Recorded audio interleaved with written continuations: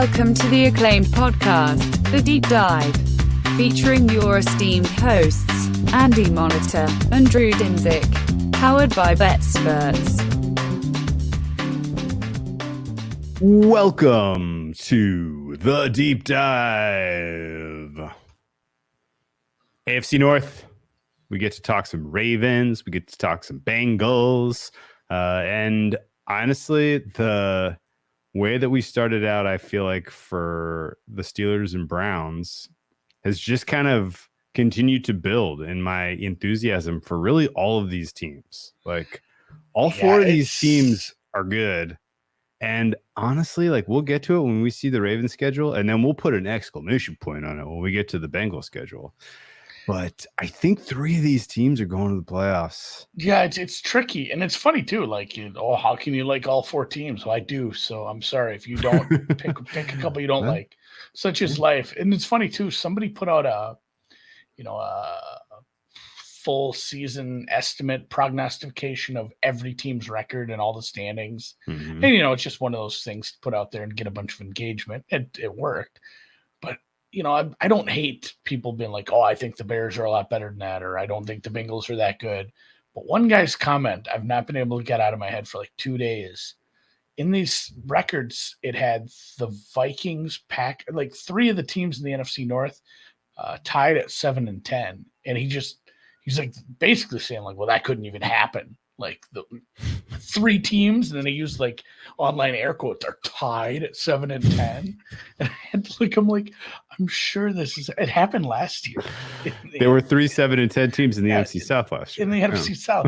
This guy was so mad at just incredulous that somebody like the math certainly can't work out on that. But no, it is I'm kind of same with you there. There is a little bit of a downer here, and I think this is the first time we've recorded something after big news, because not like Alvin Kamara is shifting the entire NFL market, but we recorded that 8 hours before he decided to finalize the suspension. We were close. We said 4. It ended up being a weird number 3, but we'll get to the major injury in this division in the second half of this. We'll start with the Ravens, and it is one of those where I didn't spend a ton of time on 2022, not only because of the major injury to the quarterback, but everything. You couldn't get to any part of like what went wrong offensively or just as a whole without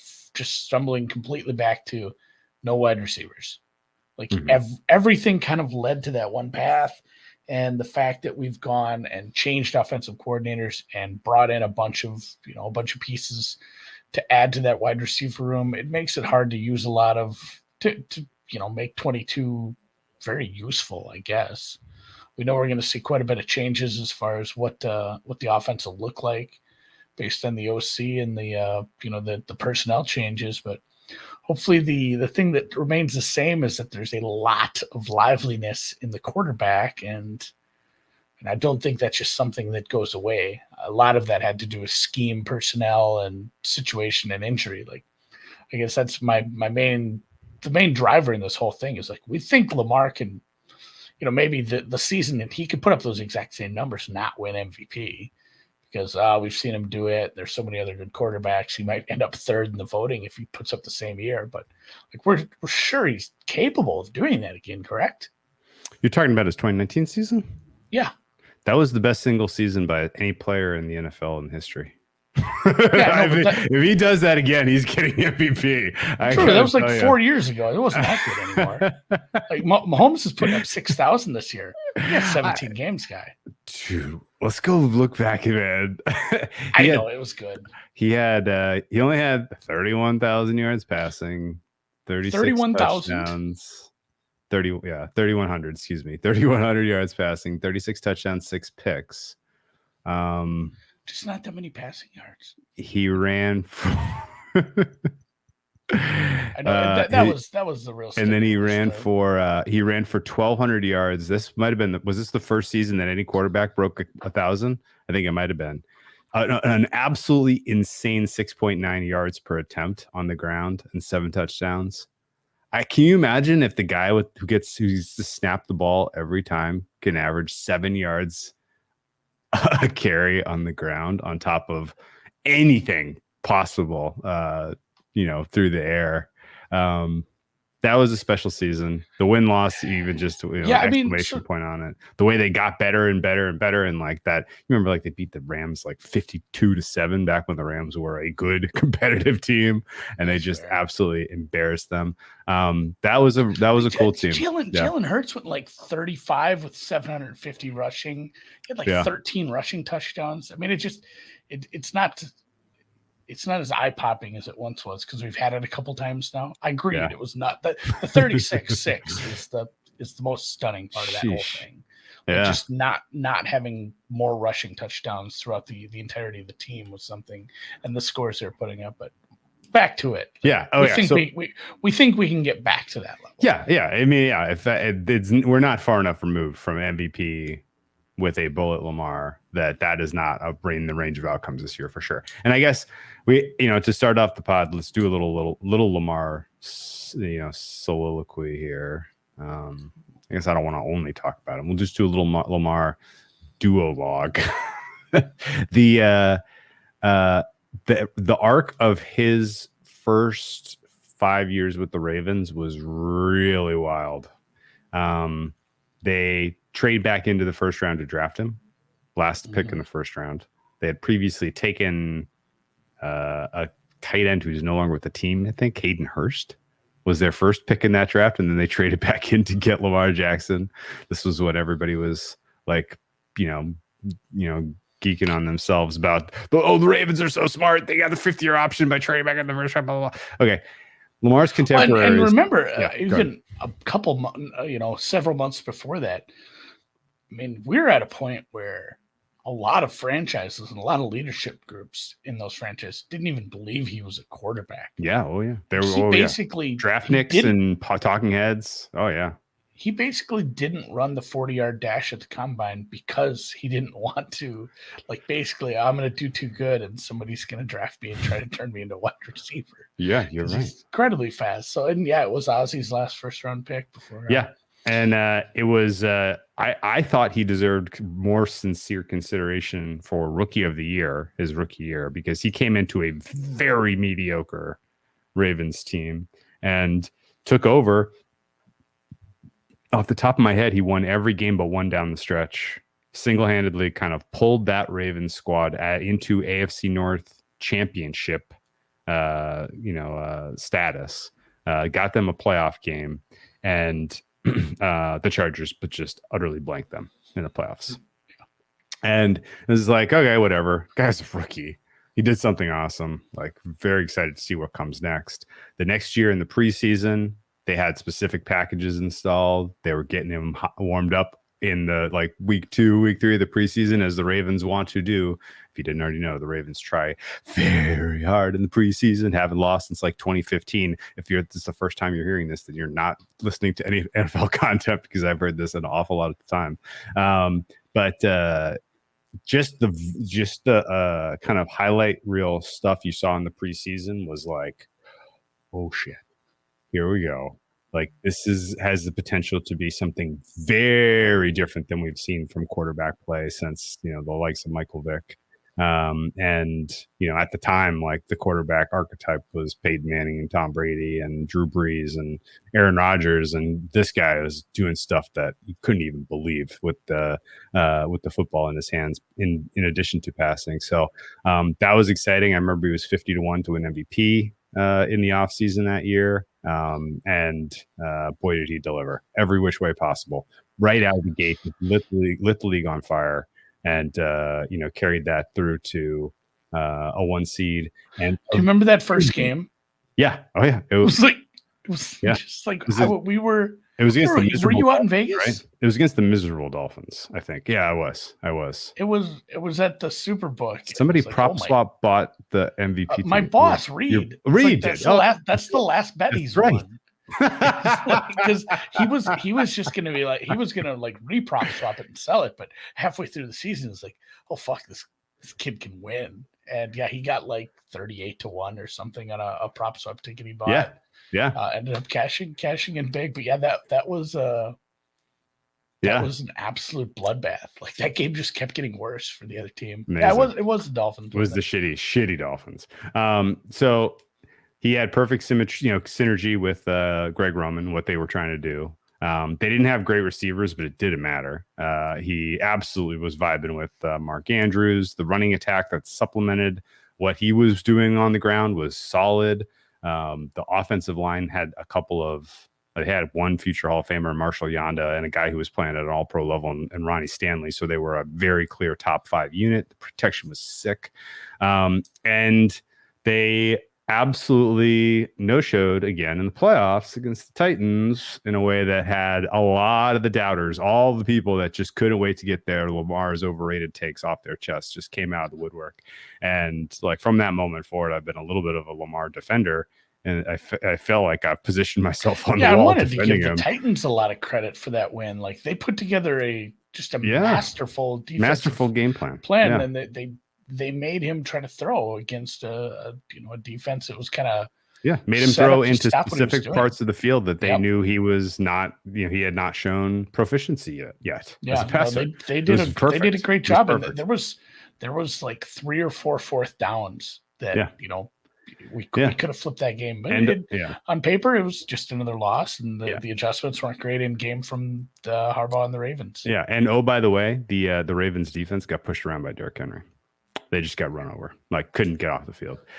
Their response to that over the next 3 off seasons was to invest in the defense some more, invest in the defense again, all at the detriment of really addressing the Lamar Jackson contract issue.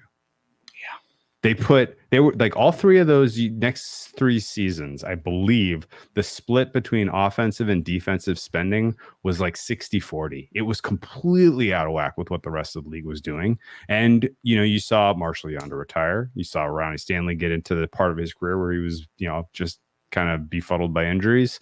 And you saw Greg Roman's scheme largely not evolve.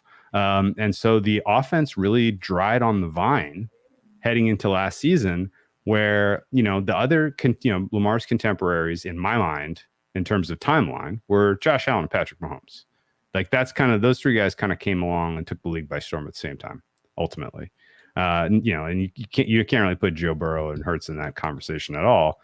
And it was kind of wild that they took so much longer for Lamar to ultimately get fairly compensated for how good of a player he is. Top 5 quarterback in the NFL. He was playing on a rookie deal even as recently as last year, and being asked to do it with an offense that was really, really devoid of talent. I personally think Lamar has continued to grow and improve as a passer.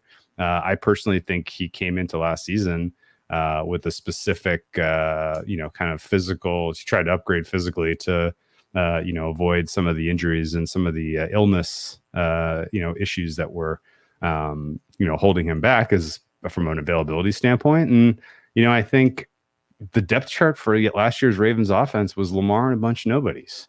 And, I guess Mark Andrews is still around, so it's not entirely. We should be nice to the rest of the guys they were asking him to do it with in the skill position group and the offensive line were just not up to the level of, providing the support he needed to be an all-pro, an MVP level player. That said, he went out last year with this group of clowns and went 8-4 and had MVP caliber stats through 12 starts before getting hurt. And then everything kind of became poison in terms of the narrative, this with information that people in the organization were putting out there, presumably about how they weren't super excited about his work ethic and he wasn't doing enough to rehabilitate and come back, and he wasn't going to be with them for the playoffs, and he was quitting on the team, and like the stuff that was floated around about him was just absolutely toxic.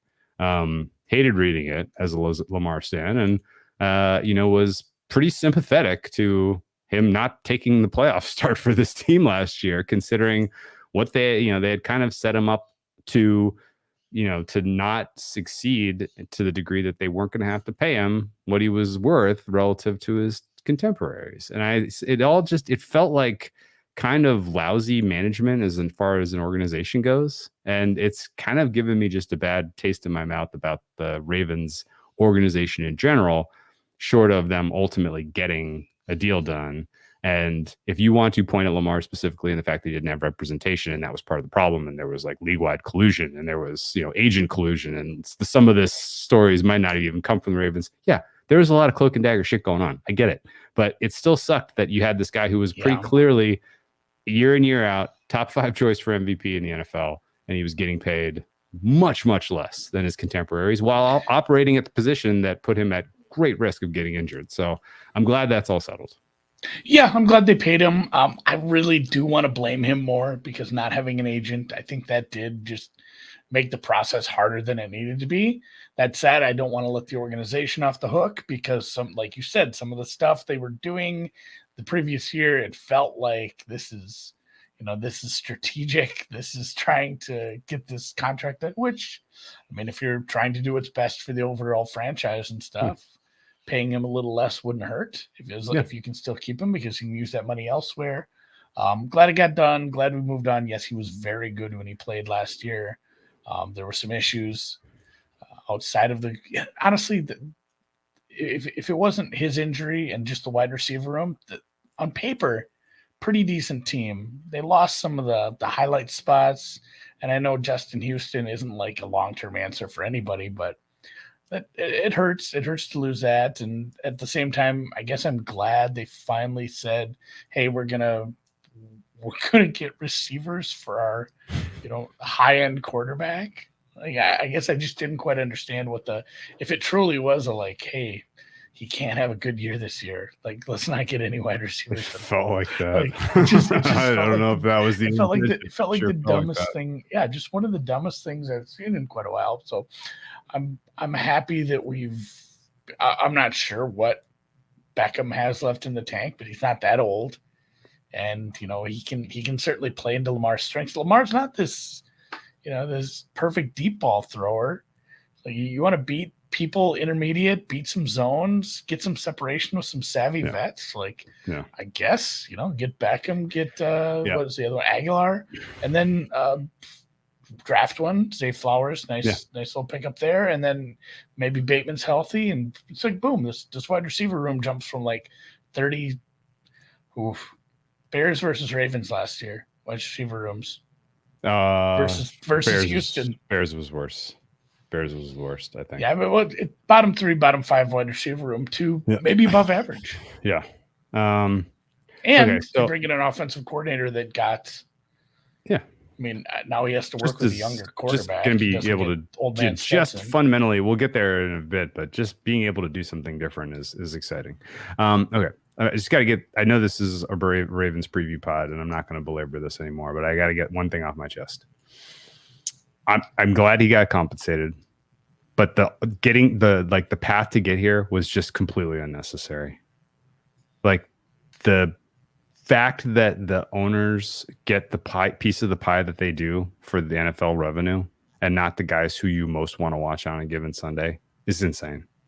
And the idea that you had this guy who was like just nonstop entertainment. Like, so many of the most watchable regular season games in the last 5 years have been Lamar Jackson, standout games.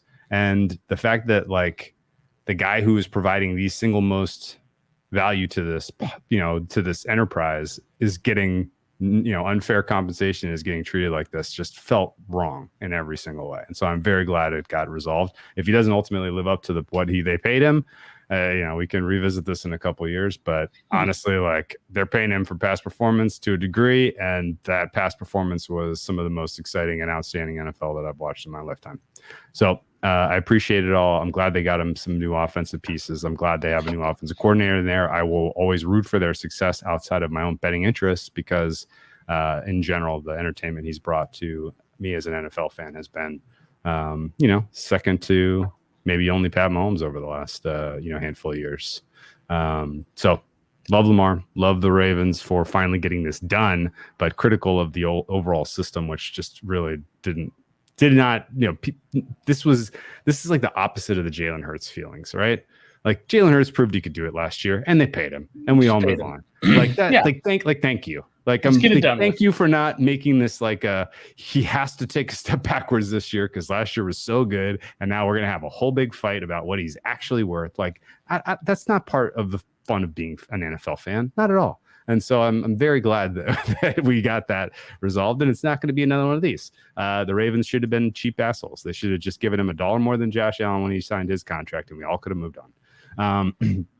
Also, still funny that they were still investing in the defense as recently as last year, where they used their draft picks last year on defense, and then went and got Roquan Smith. which truthfully, yes. Like the Roquan for what they move. Paid. Yes, I know, but for what they paid, the Roquan Smith move made absolute sense for both teams. Yeah, and will pay dividends. Already did, still will. But yeah, I think the biggest moves were just going getting Monken. You hit that spot where we weren't seeing the unique offense. I don't know what you want to call it, imaginative stuff from Greg Roman, and he's moved on.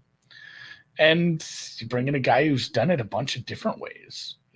Obviously a bunch of different stops in a very different types of offense, but we've seen success basically wherever he's gone.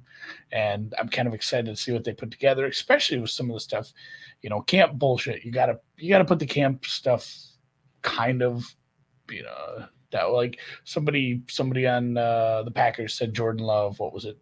What do you think of him?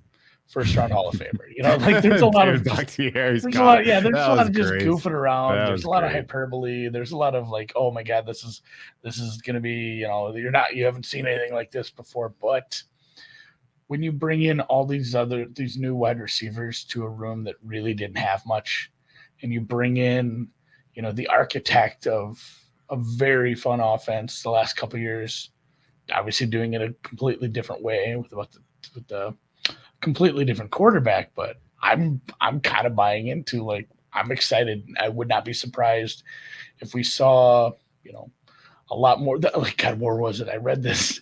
Again, everything just leads back to the fact of here's the guys they were trotting out there to start at wide receiver. That's the biggest story outside of Lamar missing time was this. They were the only offense that didn't use 11 personnel as their number one group out of, the one of 32. So, which is, again, goes back to the wide receiver things. They threw 44% of their targets to tight ends. No other offense in the league was above 33. And that was Kansas City, which shouldn't really count because that tight end is a god. TE/WR. Yeah, they used pistol a lot so they can do more mesh stuff. And they still will. They'll still use pistol plenty. Like Lamar Jackson wants to work out a pistol, wants to work out a shotgun, because then you can take that ball and suddenly you're just moving straight forward instead of having to change direction.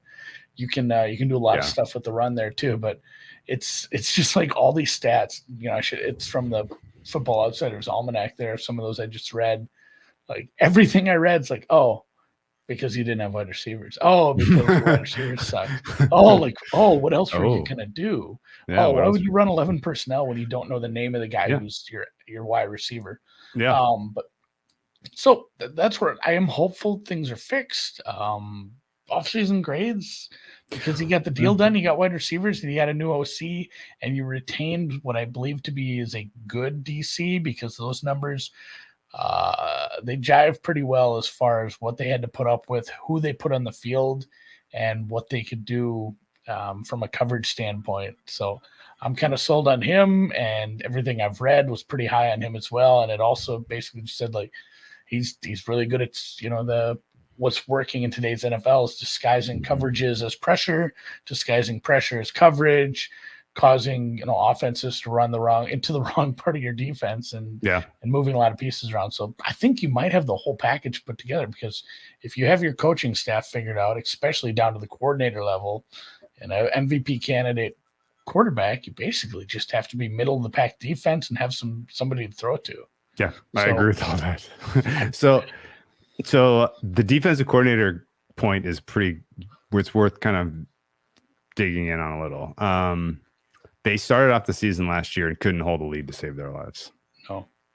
I'm going to go back and look at some of the other teams that notably blew leads and see if there was also inexperienced defensive coordinators involved in that, because there might be something there. There may be a there. I'm not sure. But by the end of the year, this defense was very, very good. Some of that was the addition of Roquan Smith specifically, but a lot of that was, I thought, just McDonald kind of learning on the job and being better at the end than he was at the beginning. I don't know that Mike McDonald is going to be a hot name in coaching hiring circles necessarily, but he certainly was. Like 35, man. They needed a breath of fresh. Oh, okay. They needed a breath of fresh air from the Wink Martindale system that was, somewhat predictable. They needed some tendency breakers, and McDonald certainly brought that last year. They may have finally hit on a draft pick at long last. The Lamar Jackson success story has really covered up what has been a very painful record of drafting going back to his draft outside of his pick. They have not been able to backfill with talent and draft and development, even though they have a very good coaching staff. I don't think anyone would argue that John Harbaugh is a top 5 coach in the NFL, just in terms of ability to perform the CEO role of a professional franchise, draft and develop, get your players ready on game day, make good decisions in game. Like, he checks every single box. But for whatever reason, they have not done the talent evaluation part correctly, because they have swung and missed on a lot of important pieces. And because of that is why they've had to backfill with free agency on the defensive side of the ball year in, year out. Now, this year, they let, like, I would say the theme of the offseason transactions for them was out with the old. A lot of the older guys that were pretty, mainstays on this defensive side of the ball: Calais Campbell, Marcus Peters, Jason Pierre-Paul. I know he wasn't there for very long. Chuck Clark. They had a lot of Justin Houston. They had a lot of guys who, performed a pretty meaningful, pretty meaningful roles in the defense, but were getting old and were not worth their compensation, at their price point. They're all gone. And it's now elevate the young guys, and they better be able to develop these young guys, because there's a lot of names on this depth chart that do not have a strong track record of success at the NFL level, particularly on the defensive side of the ball. However, I do believe in Roquan Smith being able to kind of lift the boat, being him alone being the tide that raises the whole boat for this defense to at least league average, if not the top 12.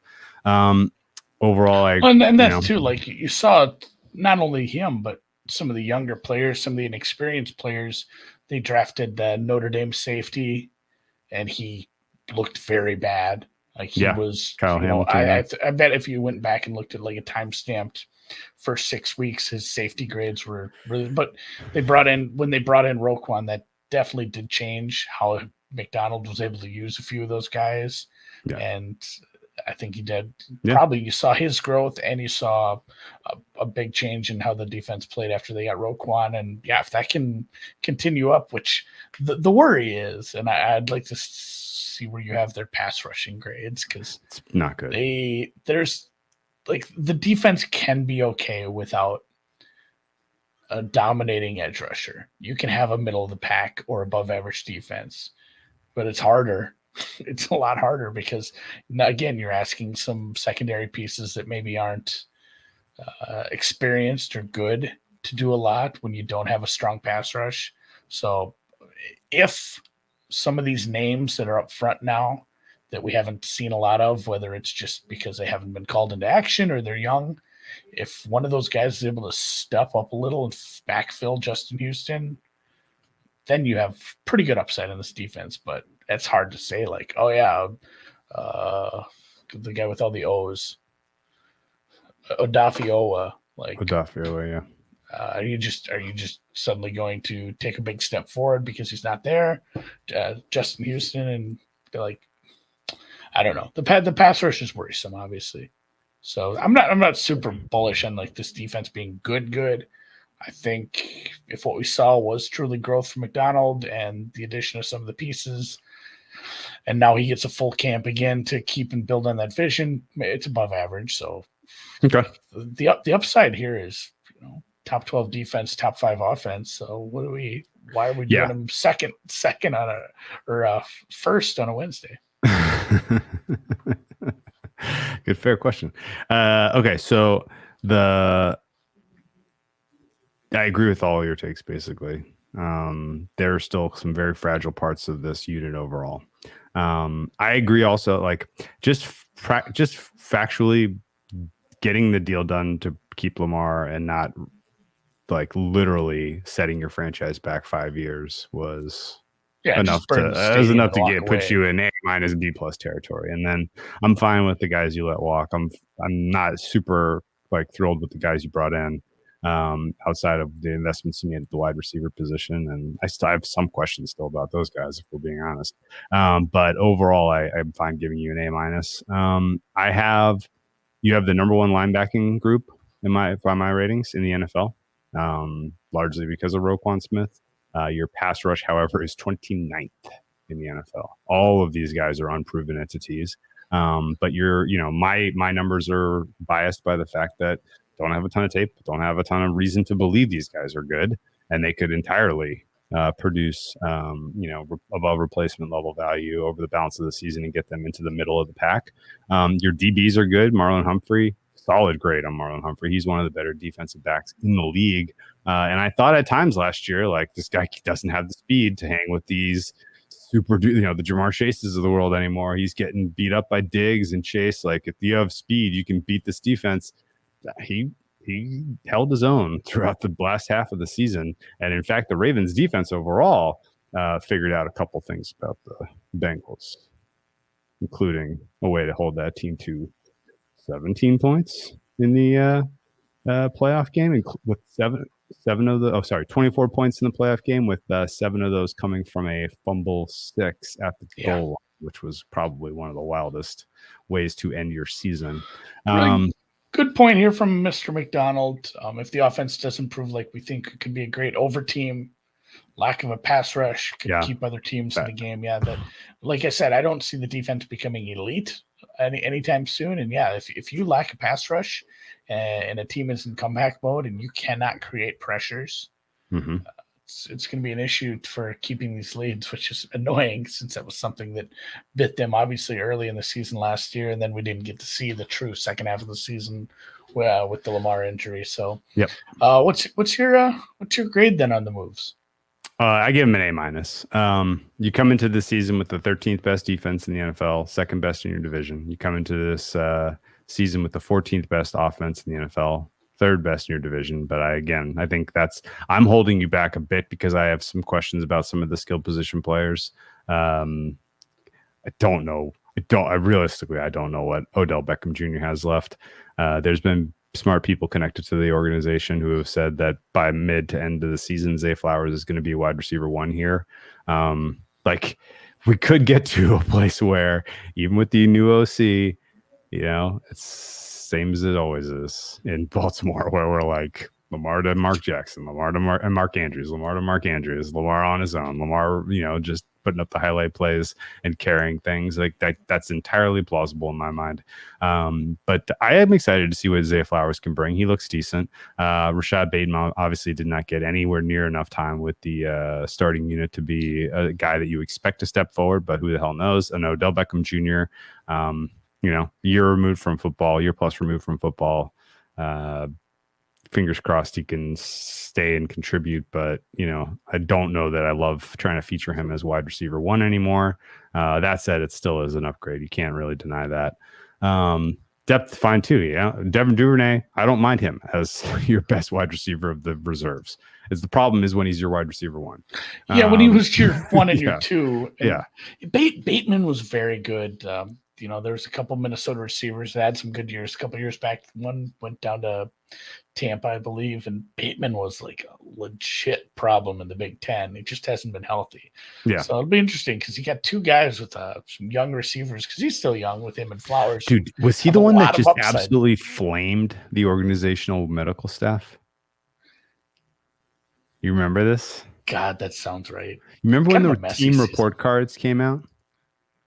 I feel like I was like kind of shocked or like it was a little bit of confirmation. Oh, things aren't exactly all right in that organization once you get away from like the good coaching. But yeah, I feel like Bateman just absolutely savaged the medical staff in Baltimore. But who knows what the truth is? The lot of upside for this offense overall. The Todd Monken move, I'm excited for. Let's talk about Todd Monken for a second before we look at the schedule. Kind of Monken. If you went out, you re-signed Lamar, you got Monken, you got some wide receivers. That's an auto A. Good job, guys. Todd Monken has yet to really hit the ball out of the park at the NFL level, for what it's worth. We were making a joke off air. You and I could have schemed the Georgia offense to something like 28 points against the TCU Horned Frogs in the championship game. Once I saw the first run play, I'd just been like, let's just keep doing that. And so, like, my general takeaway was people who are just excited about the job Monken did at Georgia. Like, let's dig a little deeper. Let's look back at what was his last NFL gig? Do you remember what his last NFL gig was? He was the OC Cleveland under Freddie Kitchens. You remember when Freddie Kitchens got the keys?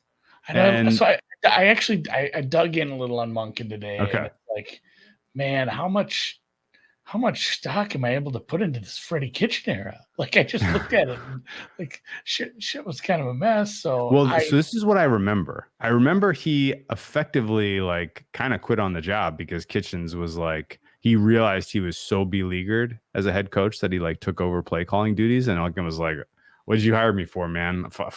Like, you want me to get a game plan and you're just going to throw it all out and do whatever the fuck you want? Fine. Like, it felt like there was a whiff of that to his 1 year in Cleveland. So I'm willing to kind of completely throw that one out the window.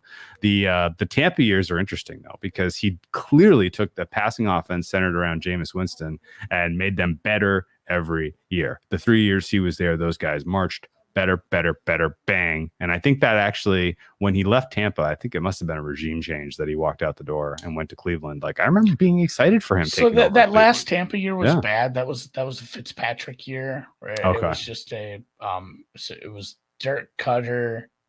It was Ryan Fitzpatrick. It wasn't fun. I don't think it was fun. I believe that was his last year. So 2018 was his last year there, and in that year they were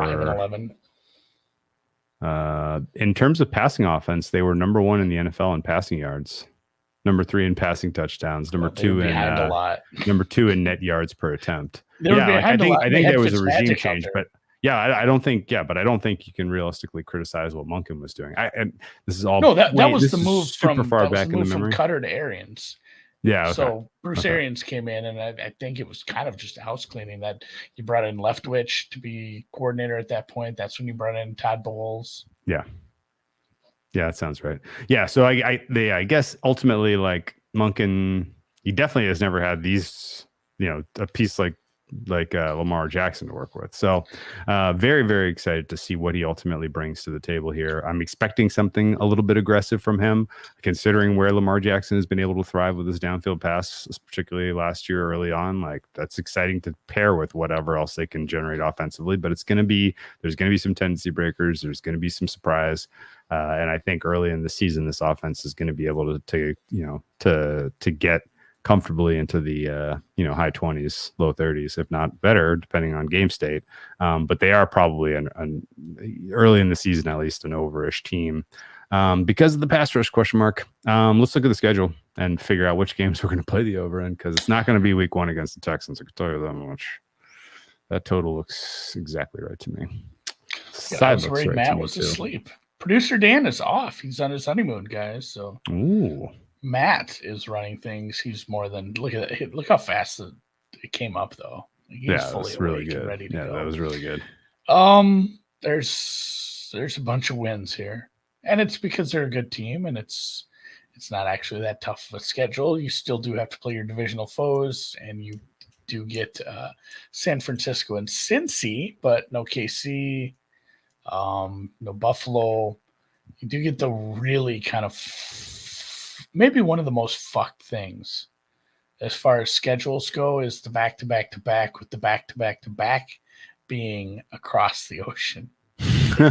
That's kind of nasty. And I get the you're right. Cleveland and Pittsburgh aren't, so we're not talking miles for Cleveland and Pittsburgh, but there still is the pain in the ass of like living somewhere else, traveling to that city, setting up, not getting to work out in your own facility. Like, traveling is a negative, no matter how good you are at it.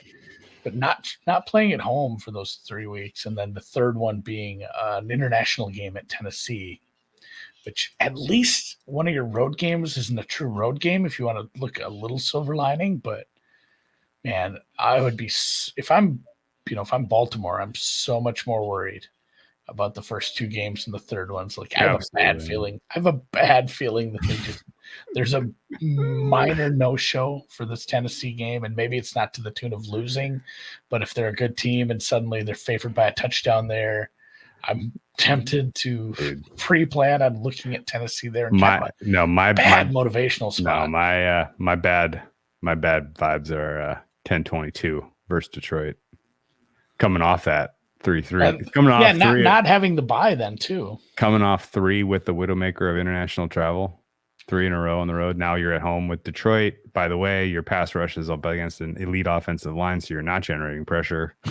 Like, that's going to be a first to 40 wins kind of game. I'm excited about playing an over there. That's a fun one. I'm excited. Really the Tennessee game is going to be terrible.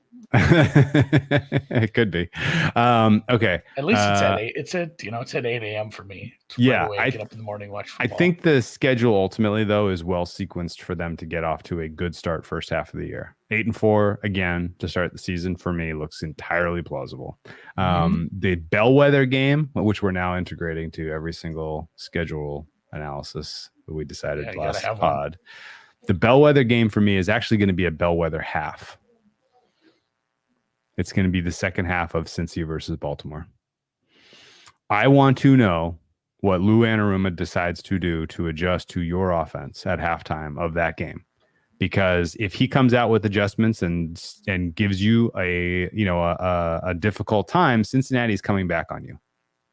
Your pass rush, your pass defense, not good enough to keep Cincinnati out of comeback mode, assuming that there is a healthy Joe Burrow on the field. I was just going to say, like, God willing and the creek don't rise, that's a really good game. There's also a possibility that nothing Lou Anarumo can do will matter save what Trevor Siemian has done to that first half. It's possible.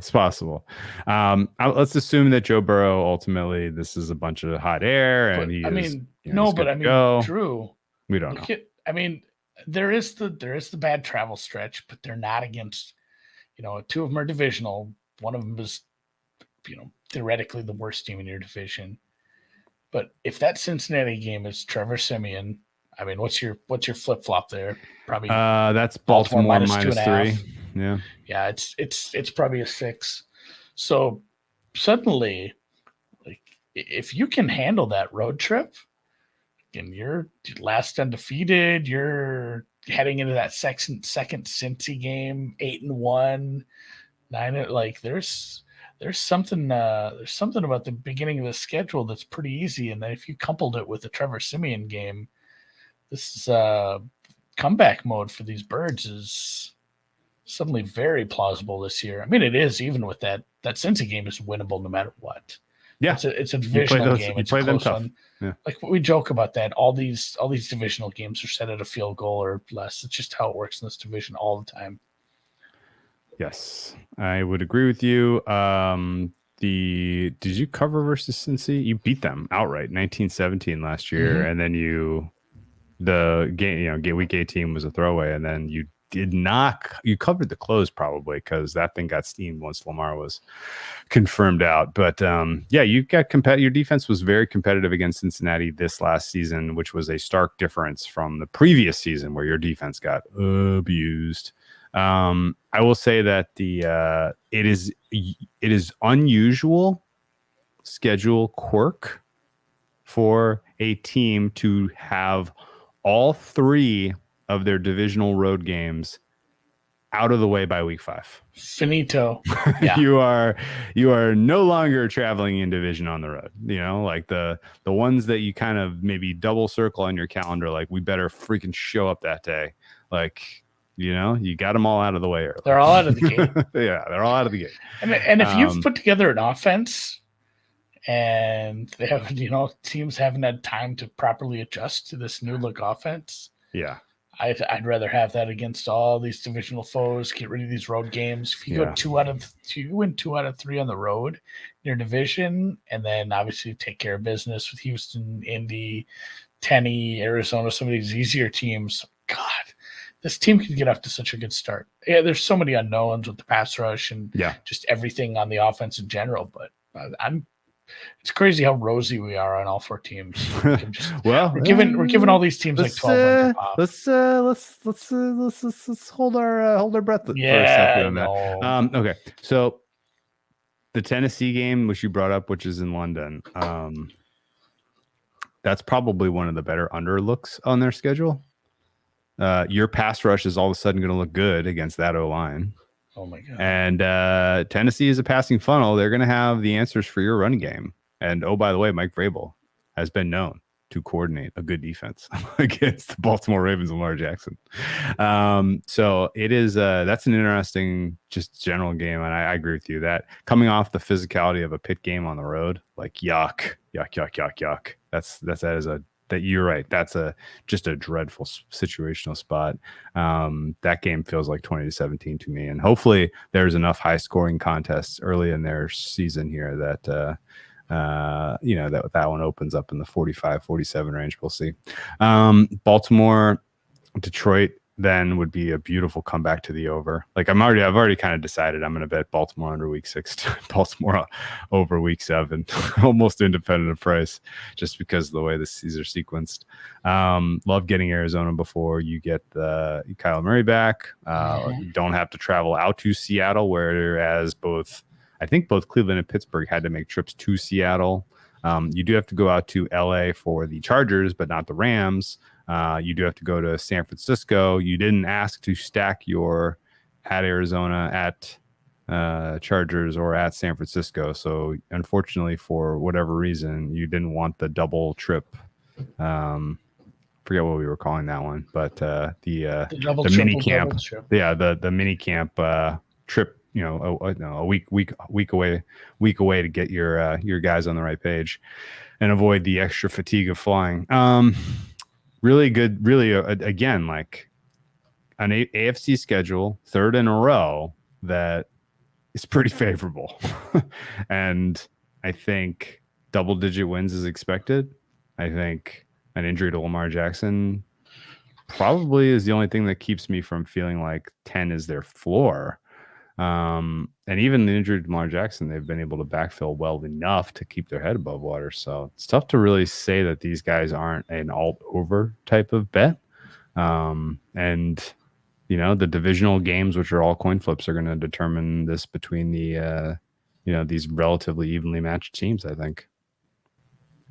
Yeah. It's maybe the most fun division. This one is very fun. The NFC North is fun for all the wrong reasons. We get them standalone against Tennessee, but only their 4 primetime games are all late. That's weird. For sure. Let's take a look at them betting odds. I'm excited for every one of these Ravens games. I'm going to watch and bet every one of them. Love it. 18-1 to win the Super Bowl. Within the range of outcomes in my mind. 9-1 to win the AFC within the range of outcomes. This team is going to probably get off to a winning start based on 2 of their first 3 games against the likes of CJ Stroud and Anthony Richardson. So we are probably going to get to mid-season, Halloween, Thanksgiving, and these numbers are going to be shorter. Do you agree? Yeah.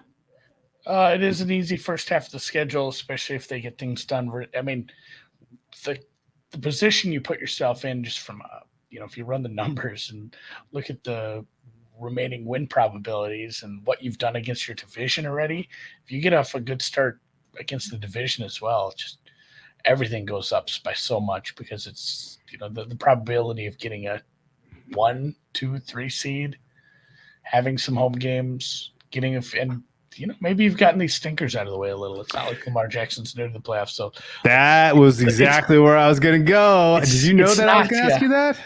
It's not, I did not, but I was going to say it's one of those things. When we talk about sentiment, it's not going to take long for people to, because the most likely way this team is good is the offense churns and Lamar is good. So if it was like, hey, the defense took a big step forward and the offense is kind of boring, but they're winning close games, it's one thing. Doesn't seem likely. Like what seems likely for this team to be good and good off the bat is the offense to really take off. And it's not going to take long for everybody to just be instant. Oh yeah, I remember this. This is what Lamar does. Like, oh, we're all buyers now. Everyone loves the Ravens. And suddenly they're 8-1 to win the Super Bowl. So I think it is. If you like Lamar MVP, if you like Super Bowl, if you like AFC, if you like AFC North. I don't love high win totals. It's so hard to hit those. Like, there's just so much more downside to lose 7 games. But 10.5. Any of those, I think. I think you want to take advantage of those now. And then good job to the Phillies as far as winning the trade deadline. What was that, his second start? And he goes and throws a no-hitter. I was going to bring it up. I don't know I can't even imagine what sport you're talking about. All right. The cricket. Oh, cool. The key question for me is, are the playoff stinkers out of the way? Does Lamar have a Peyton Manning monkey on his back situation going here? Oh, God. Because there's pretty clearly some signal now. They won in Tennessee thanks to Lamar's performance the second time around, right? Coming in as the wild card. And they went into Buffalo very live. And in fact, if Lamar doesn't make the critical mistake in that Bills game at the goal line and just runs it in instead of trying to force it and throws the pick to whoever, Micah Hyde or Jordan Poyer, I don't remember. One of the safeties picked him, takes it to the house. Like, that was the fourth quarter of a one-score game. Like, they could very well have won, and then they're in the AFC Championship game instead of the Bills that year. They've been close, but I am still nervous enough about what Lamar looks like in playoff setting to get too squirrely with 18-1 or 9-1 for Super Bowl or AFC respectively, considering how challenging the road is going to be if they do not get the home game. If I had to take anything that was if I had to take any double-digit price bet on the Ravens, it'd probably just be Lamar to do it again, like another MVP. You want regular season exposure.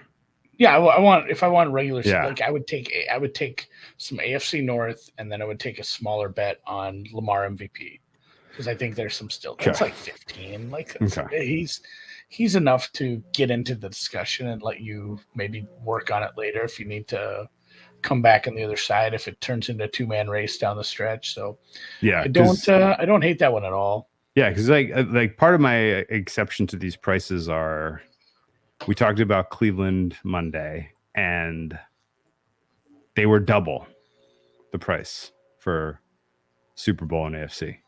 Like actually double, right? It was like 30 something and 18, right?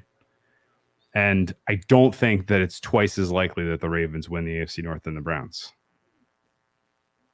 So like the distribution of Ravens to be in the mix for the playoffs is it's very high for me. Like, something really has to go wrong for this team not to be in the among the 7 that have a playoff spot.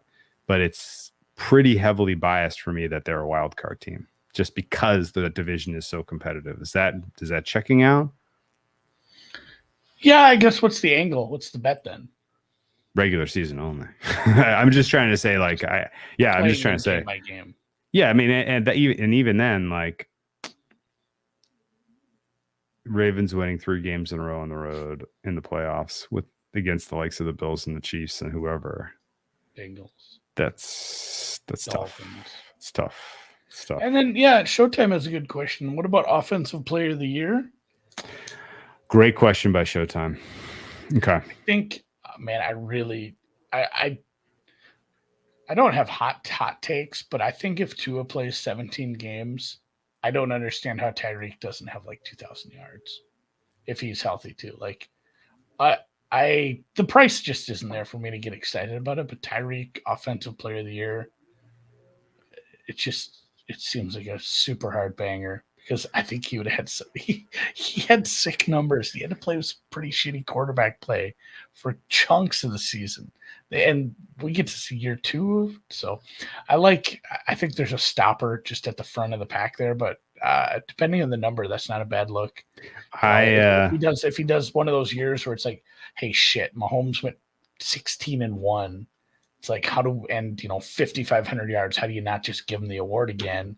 And then, with Lamar sitting there with like 3,800 yards and 1,000 on the ground and 30 touchdowns, like, well, now we're going to ignore the wide receivers for a year, and we're going to give the miscongeniality MVP goes to, some freakish numbers. But at the same time, you got a lot of good quarterbacks ahead of you. So I'd need a big price in either. And it's another one too, where if they're successful off the bat, it's not like the numbers are going down.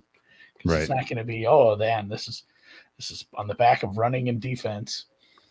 I do think that you have time to make a decision about offensive player of the year if you want to play a quarterback, because the market still is treating it to a degree like best non-quarterback, and I don't think that's correct.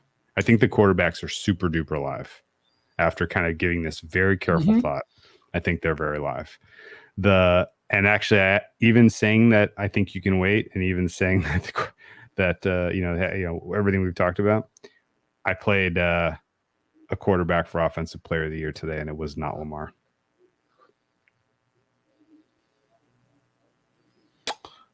It's interesting. I have to think about that. Was it Herbert? No, not Herbert. I just wonder what his number is. Herbert's number is giant. It's giant. I feel like he's going to have a gigantic statistic here, but still just end up like not. Yeah, Herbert's number is like in the 50-1 range. Well, that's where I'm wondering if you took a big number on somebody that has like a 5,500 yard season in their arm. Because it would take a good statistical season on what would be very much perceived as a really good offense. Yeah. So I gave it some thought, and I was almost in the same mindset you were off the top when you were like, what he did in 2019 isn't all that crazy anymore. We saw Hurts do something similar last year. So it's Hurts. And the reason here was my rationale. Cause what's the price? I was getting 25-1. There's some 30 to ones out there. Yeah. That's a good number. It's a good number. So here was the rationale. You ready? I was getting myself lathered up to play Lamar offensive player of the year, because I was like, this is real. Like this could happen. Like, looking at everything, I know, yeah, this could happen. And then I was like, well, if quarterbacks are live, who else do I need to take a close look at? And I was like, well, Hurts basically identical potential profiles, from a stat standpoint. And then I was like, oh shit, like the Baltimore defense is better than Philly by my numbers. Maybe. And we got excited about OBJ and like Aguilar. They have AJ Smith. It's accurate. It's just as good as Mark Andrews, and Miles Sanders is the touchdown vulture is gone. Jalen Hurts is going to have to win games by scoring 30, I think, this year, right? Like Jalen Hurts' numbers last year are bananas. He had like 3,000 yards passing, 10 touchdowns rushing, and they had 20-point leads in the second quarter of every freaking game. I think he had 13 rushing touchdowns. Yeah, it was just crazy. That's a real there's so many running backs in the league that'd be like, fuck, 13 touchdowns, I'd be getting paid. And oh, by the way, they had like double-digit leads in the first half of games often. So they shut him down. They shut him down consistently. And I think this year they're not going to be afforded that opportunity. You're saying the defense actually held him back? Yes, I do. I think his statistical profile can go up more than Lamar's can from what we saw. I made the case when I said Lamar's season wasn't as magical anymore because we've had people come close to doing it, and I referenced Jalen Hurts' season last year. Yeah. And to your point, a good addition to that is that he didn't have to do a lot offensively in the second half of like 6 or 7 games. Didn't even play the whole, sat out a couple late when they had things, at least the playoffs and the division were sewn up, so they. I'm convinced. If I find a 30, I'll add a small amount. So let's we're getting pretty close to an hour here. Let's tie it up on the Ravens with their range of outcomes and kind of what you want to bet. Super Bowl's possible, but not at price. A bet for me. I think there's some 20s. I might look. Yeah. Honestly, I think if you want to prey on upside, most wins. the schedule. They don't have to play KC. They're not playing Buffalo. Wins, most points. Most wins, most points. Yeah, I mean, they like that's like the most points thing. Actually, I don't even know if it's super live because they can win some of these games with defense, right? Like there are a couple of these games they might be able to just put this thing away on the ground with J.K. Dobbins and company, right? Like that's possible. They got they're playing some bad teams. Like there's some bad games on their schedule that they should win comfortably and not need to score into the 30s. Okay. So range of outcomes, I think is, I think most likely outcome is wild card, Final Four in the AFC. And that's probably it. But there's upside for winning the division, having a home game, getting to an AFC championship game. But the playoff success, just it's killing me that we haven't seen it, haven't seen more progress to this point in terms of playoff progression, and nervous that it's because Lamar gets nervous, which may sound insane once we get to the end of the season, but it's enough of a small factor to keep me from going bananas there. It's funny, yeah. My bet ended up being Jalen Hurts too. You kind of talked me into one. My Ravens bet was Jalen Hurts after 30 or better. Yeah. There'll be some spots where I back them where, like you said with Tennessee, when their bad pass rush, their bad up front play isn't going to be a huge weakness. I'm fine backing them in a spot where, hey, this defense actually has a shot today, and if the offense is playing well, that's a definition of that's how you cover by 10 points. You have a good enough ground game to potentially get the put away a lead, but your pass rush is sketch. So any kind of against your your viable opponents, it's an over. Against good offenses, it's an over. Against good offensive lines, it's an over. Against bad offensive lines, it's an under. Against bad teams, you're an under. Against teams that I think your rushing attack matches up well against, I'm fine laying small points. Comeback mode, not an issue for me this year with this wide receiving core. Teams coming back on you. It's good. There may be some halftime bets where we bet against these guys in the primetime games later in the season. Yeah, you can't pass rush, and that secondary doesn't tighten up in a hurry. Yep.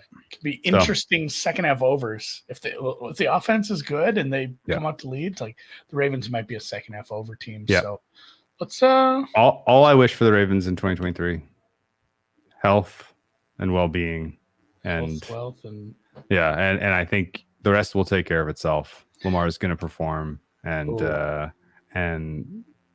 anything but the discourse of him getting overpaid. I don't want to go there. I like the people that are anti-Lamar are just so fucking obnoxious. I just don't want them to have any kind of seat at the table this year. I was gonna close with like a crab cake pun or whatever, but since you're saying that you can't stop, won't stop, we're gonna put a natty bow on it.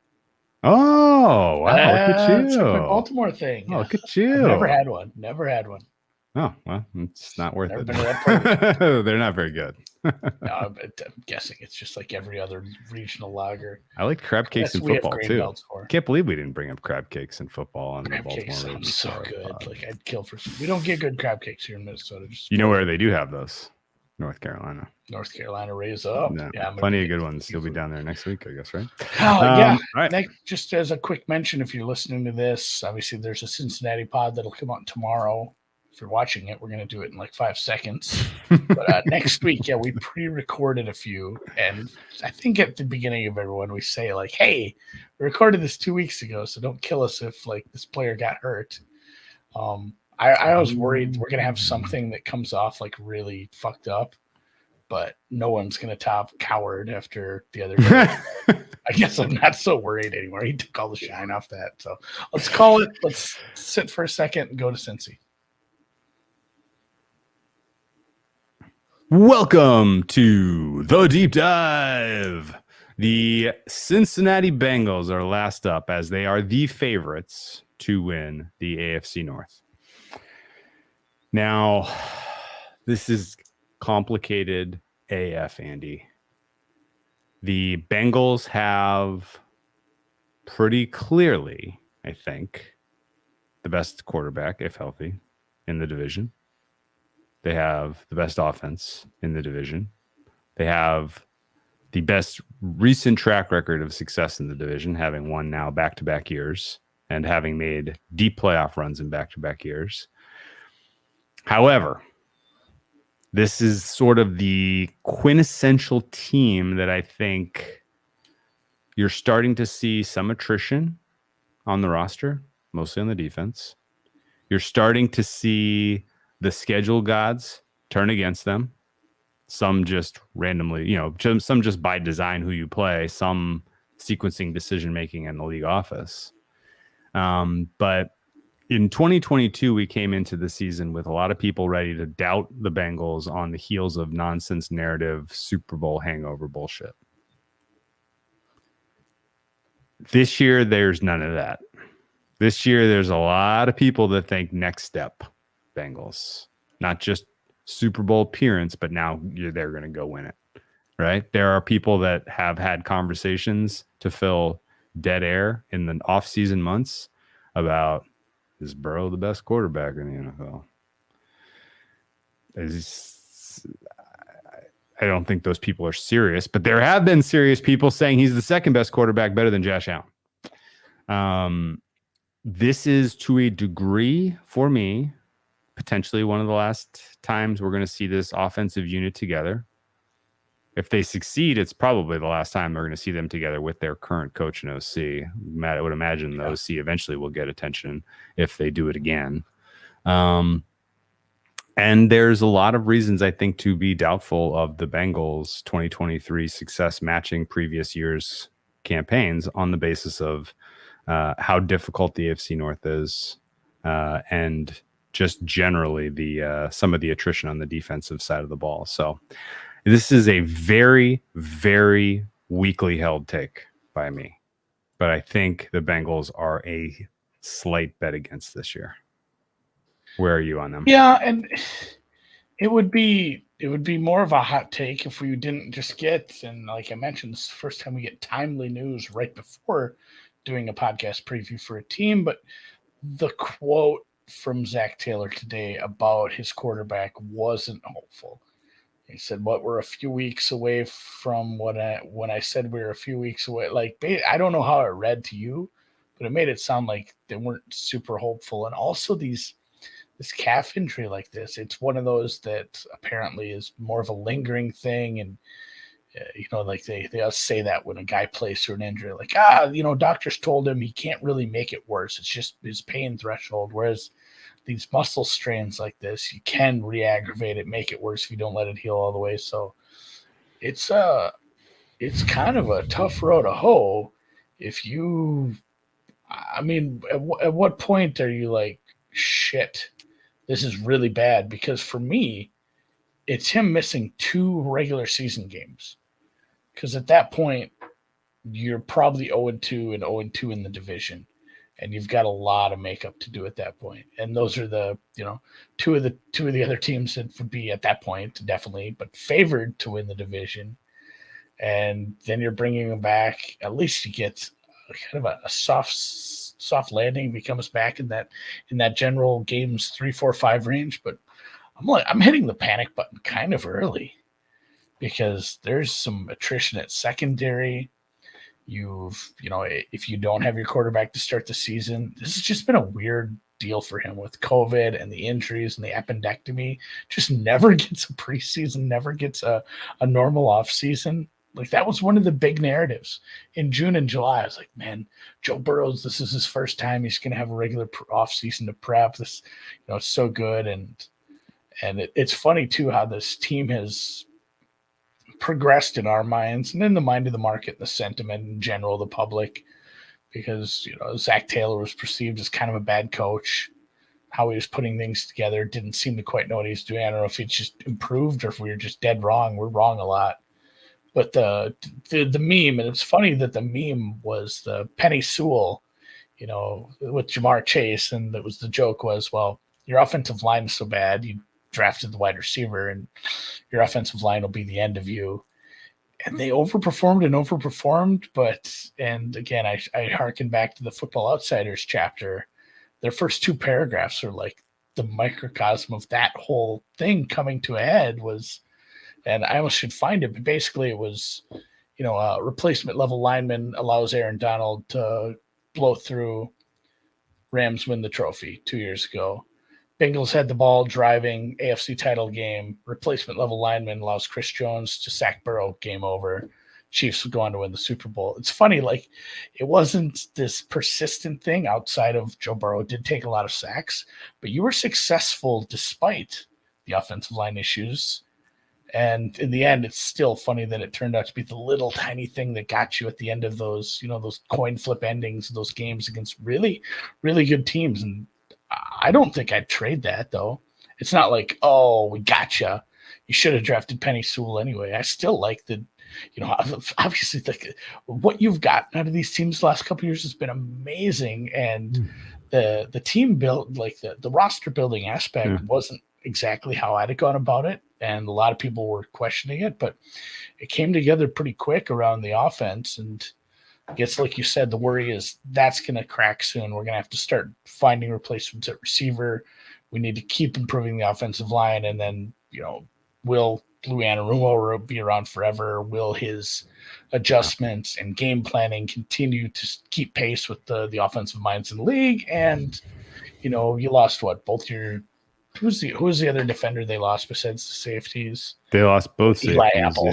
Yeah, so you lost both safeties and Eli Apple. You're going to be asking a lot of some players that I don't know how much you can ask of in the secondary. So it is a little bit of a, how do they keep doing it? They can't keep getting away with it. But if the offense stays healthy and they continue to put up what Callahan's been doing, Mixon took a pay cut to stay here. Yeah, like that's. I mean, you've got buy-in from everybody on the team. Like, it seems like a semi-well-run organization. As much as I hate to say that, because of how things went during the Marvin Lewis years, but I kind of liked it. And yes, as pointed out by the dog in the chat, Eli sucked. He doesn't count. Yeah, you're gonna have like six fewer DPIs. It's 100% Bates and Bell and what that means, I think, to the I don't have a strong defensive questions. Yeah, I don't have a strong knowledge of what exactly happens if your safety play is really, really bad, because I don't think there's it's not like, hey, eight times every year a team loses both their safeties and have to go to replacements.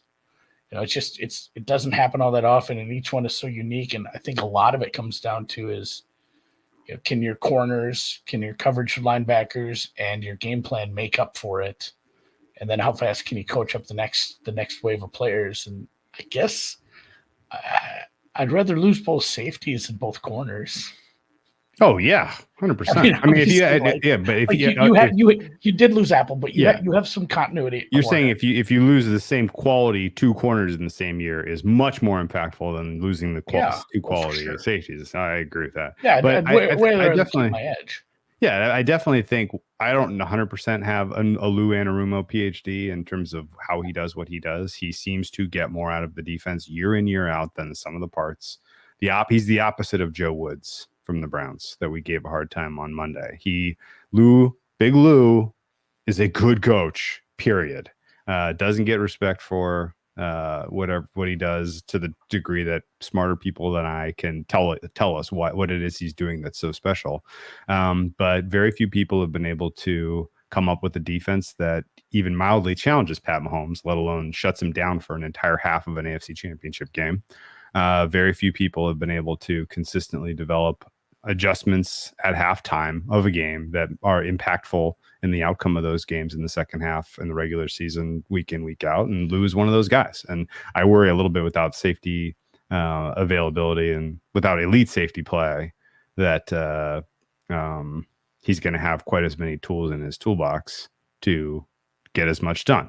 And we'll learn about it, and we'll learn about it quick, because right out of the gate, you face two pretty dynamic attacks in different ways with some different pieces. And so it's going to be a pretty quick test for this defense right out of the gate.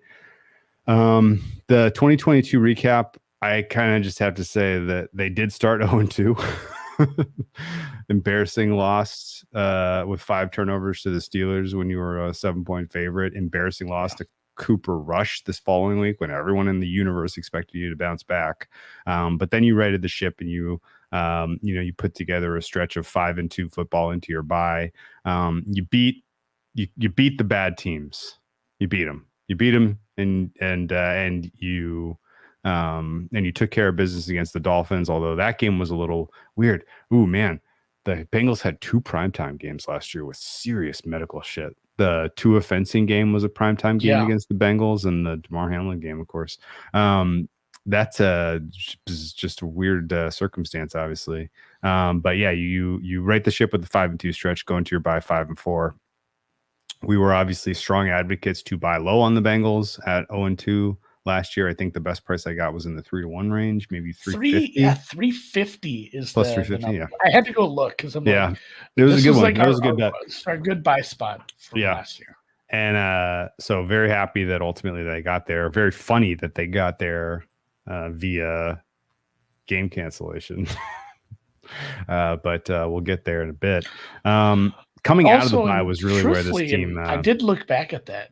I think it was like, hey, the Bengals could have had the 1 seed. Yeah, they definitely could have.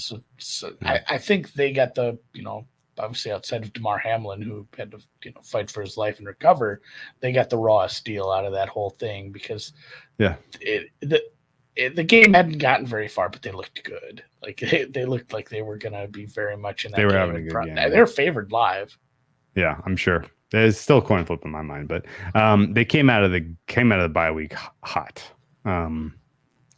They win every other game on their regular season schedule outside of the void, and including wins over Kansas City, Tom Brady, Bill Belichick.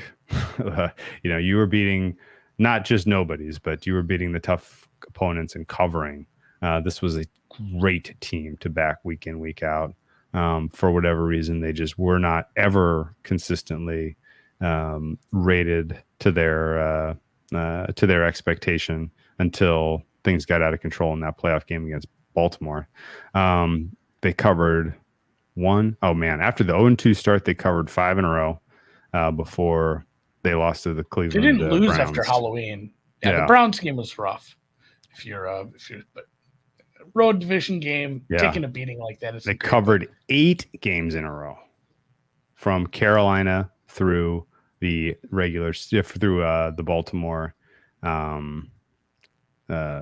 regular season finale, which is kind of freaking crazy.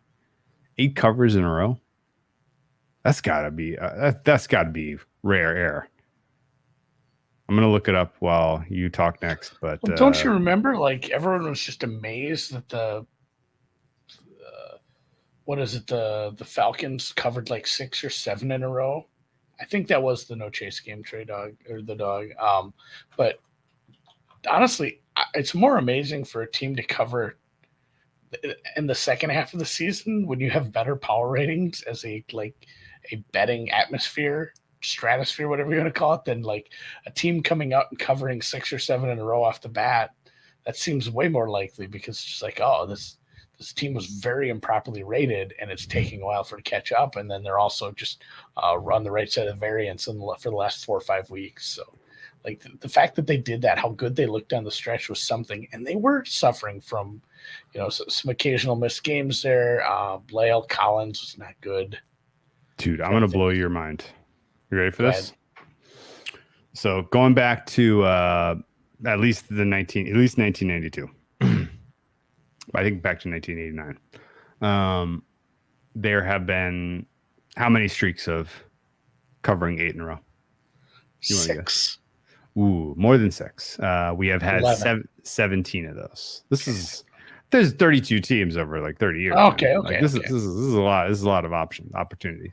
The Bengals are the most recent. The team before them, the Bengals ended their streak. Do you have any idea who was on an 8-game cover streak last year?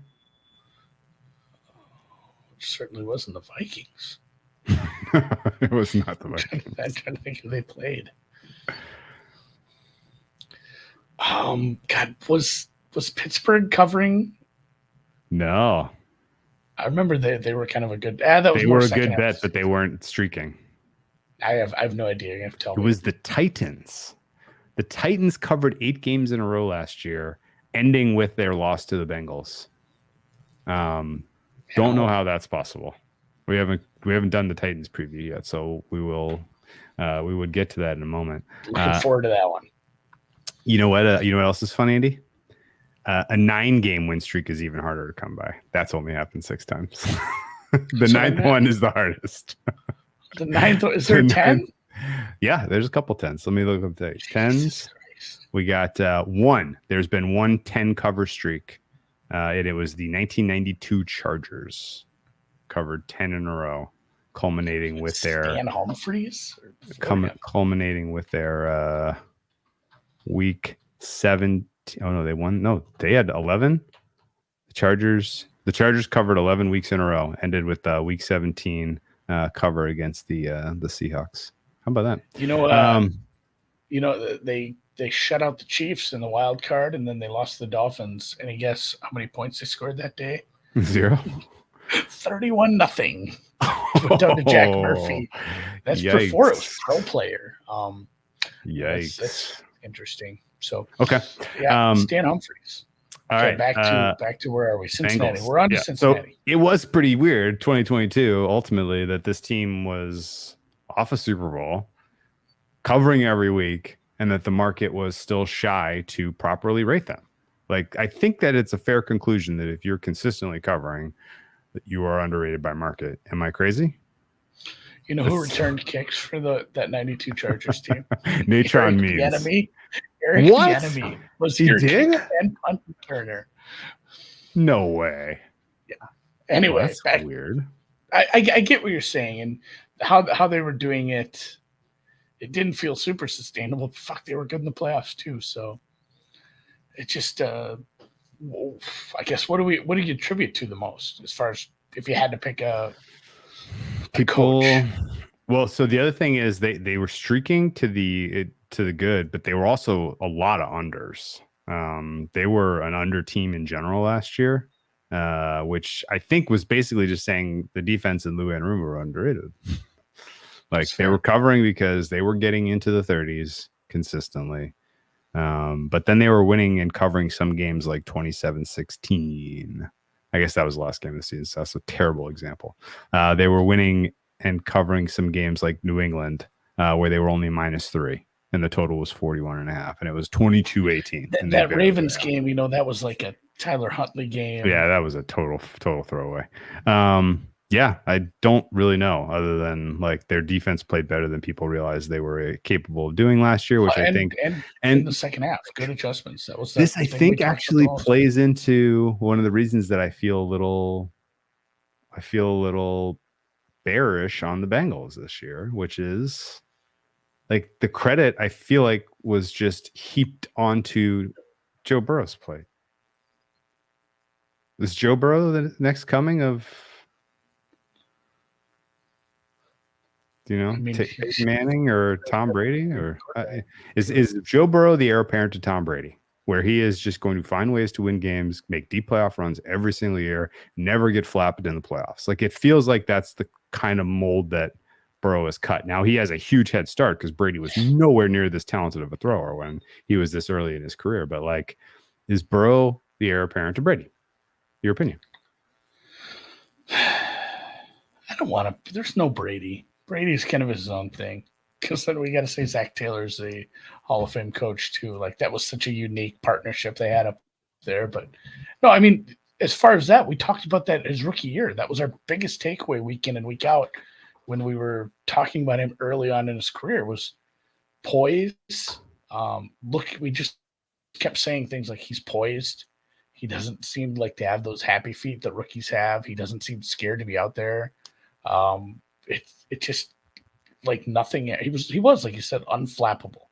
He didn't seem to have that air to him that this is like my first time. And we say this all the time, like, hey, this guy played in big games in Alabama and Oklahoma or whatever, and like, it's not the same. Like, the NFL, everyone says that the NFL moves at a different speed, and he just stepped in and didn't give a shit. Like you can't teach that. You can't coach that.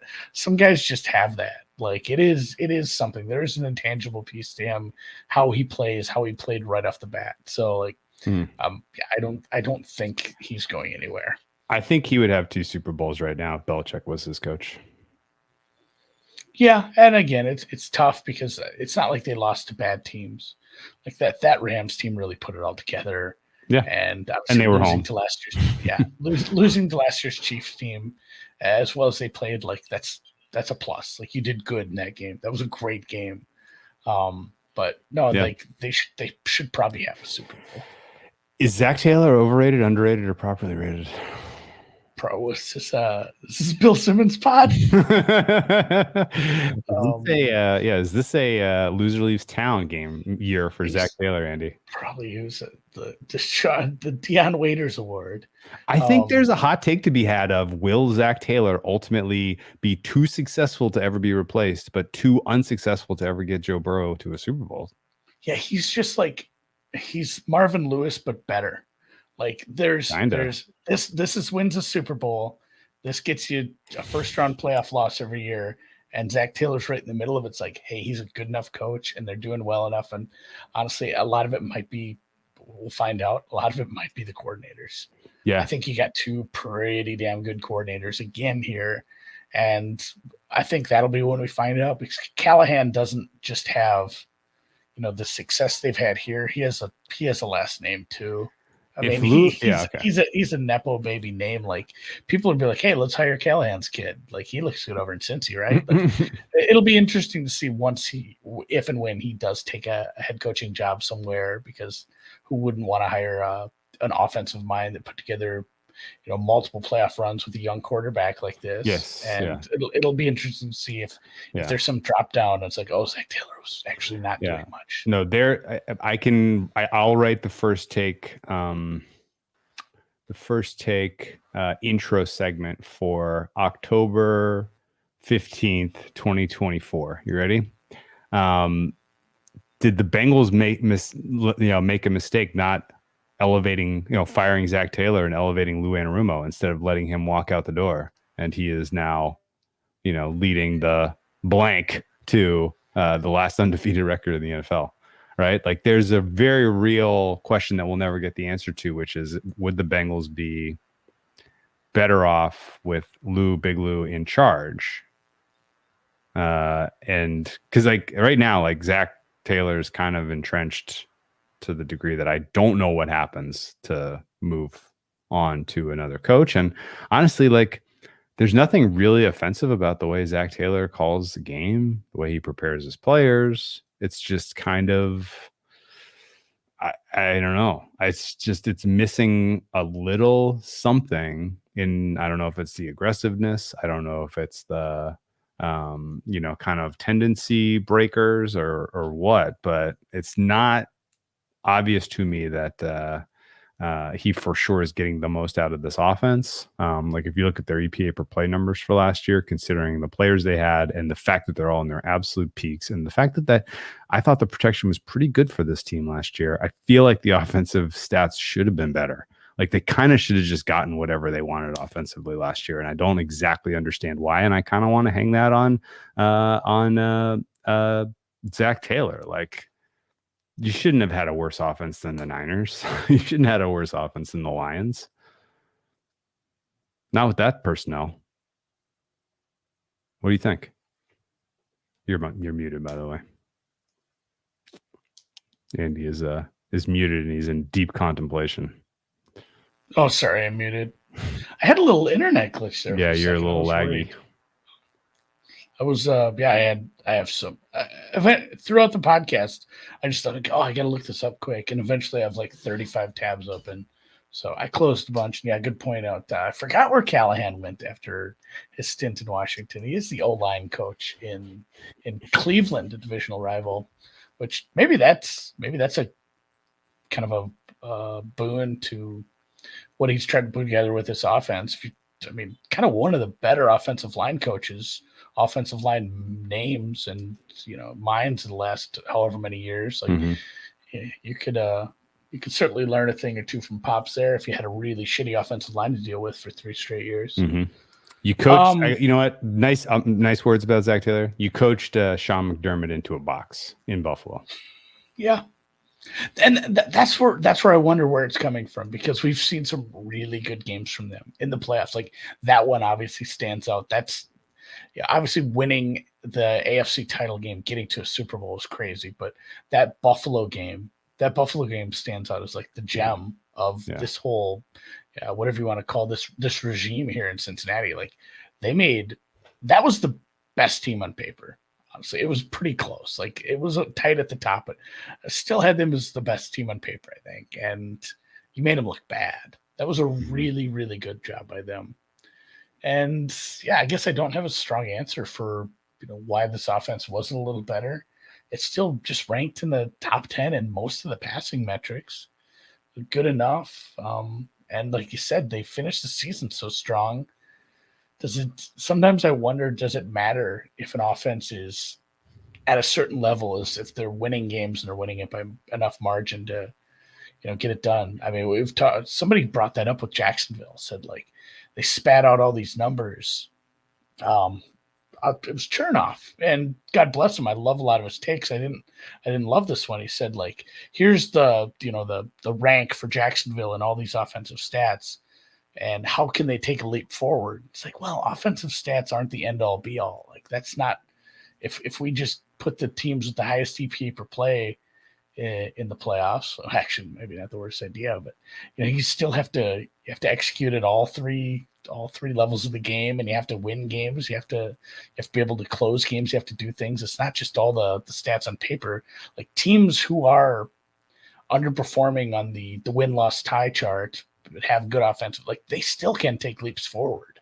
And I wonder if that's where we're at here too, because they're, it's almost the opposite of Trevor. Like Trevor and that offense had good numbers down there, but it felt like they left some wins on the table, and they could have performed better as a team, and they could keep getting better. Whereas these guys have a lot of wins, and it feels like the offense still, like you said, could even get better at this point. Like there's upside. It's not topped out. It's like, why isn't this a team that's just scoring 40? I mean, spoiler alert, I bet Bengals scored the most points this year. Most points scored market. I thought the Bengals should have been top 2. They were like 4th or 5th choice in the 10-1 range. I bet it. Because absolutely, no questions asked. This is now an exercise in continuity. Same coaching staff now for the 4th straight year. Weapons and quarterback with absolute as much familiarity with an elite group as you've ever seen on earth. Like you got to go back to like the Niners, Jerry Rice, John Taylor, Joe Montana continuity type of days for this good of a group of players playing together for this many years now in a row. And that's got to matter for something good. It's got to be good. The more years, the better you understand each other, the more wrinkles you can integrate into your game. Like these guys are smart. They're talented. This is a really, really, really good offense on paper. I think you added in a wise way to your offensive line. I grade this offensive line now as top 3 in the NFL. This is a little bit of a hot take, by the way. And it's one of the things that's kept me from being a little bit more sincere about my belief that the Bengals are a potential fade this year. No one really looks at this offensive line on paper and thinks they're going to be especially good. Everybody thinks they're going to be middling. I grade these guys as a whole, like on the same level as the likes of the Chiefs and the Eagles and the Lions. Like they're in that mix. And a part of that reason is, I guess maybe I overrate Orlando Brown Jr. That's possible. But you slot him in with the rest of this group who are, who have proven to be good. And I think ultimately this is a unit that's going to be, top in the league. You give Burrow even more time with these elite weapons, and he's going to find more ways to burn you to the ground. I think realistically, the coach, the offensive coordinator continue to develop their scheme. If the coach is a little bit more aggressive, adopt a little Sirianni attitude about how you want to sequence your plays and when you want to go for it. yeah, they can absolutely continue to get better offensively. They could be the best offense in the NFL this year, and it would surprise absolutely no one. Yeah, I have them like 13th for the offensive line. So we are not really close. No, we aren't, but I have upside. Like there's a lot of upside, and a big part of that is the continuity that we haven't seen a lot of. Like you get the center and the right guard, and I'm pretty sure how many games did Jonah Williams? Jonah, the continuity there, I guess, from center to left side, and then the signing to right side, and then a really good left tackle. And then Volson is a bit unknown just because we haven't had a huge sample size, but played good enough for somebody. Like if he has upside and the shift over to right tackle and everything goes fine with that, like it has top 10, top 5 upside. But yeah, right now it's kind of these are a bunch of pieces, and it's half a rebuild still. Okay, so they had 16 games last year because of the void. Jonah Williams, Kappa, Karras, and Volson started all 16. Yep. So they had perfect continuity last year, and I think Jonah Williams as a right tackle is pretty outstanding. And yeah, I think Orlando Brown is. Yeah. Do you remember he I know. He wanted to trade. He said, "I'm not playing right tackle." Yeah. So, I definitely. I think maybe he saw the trade market or what was out there, and we'll see. He's, I did just do the best part about Twitter during camp time. So you can just type in a player's name and you get like 5 videos of them doing something. I do that all day long. That's what I do all day. I just type players' names in. You got to wait till about 2 in the afternoon so that they've had practice for the day and the videos are populating. But all afternoon, you just type in players' names. And yeah, I mean, Xshish here in the chat says Jonah Williams has had disastrous games. It's middle of the pack for me. It's kind of an up and down thing, but they're saying he looks okay at right tackle, like as far as camp reports go. Yeah, I mean, maybe it's just ultimately the offensive line on paper is perceived as bad, but they protected Burrow relatively well last year. He was near the bottom of the league in pressures. He was near. They were especially good in some of the high leverage games. They were especially good in some of the high leverage moments. And maybe it's difficult to divorce Jonah Williams from the rest of those guys since they were all out there for every single friggin' snap. Yeah, left tackle's tough, especially he's playing left tackle next to a rookie.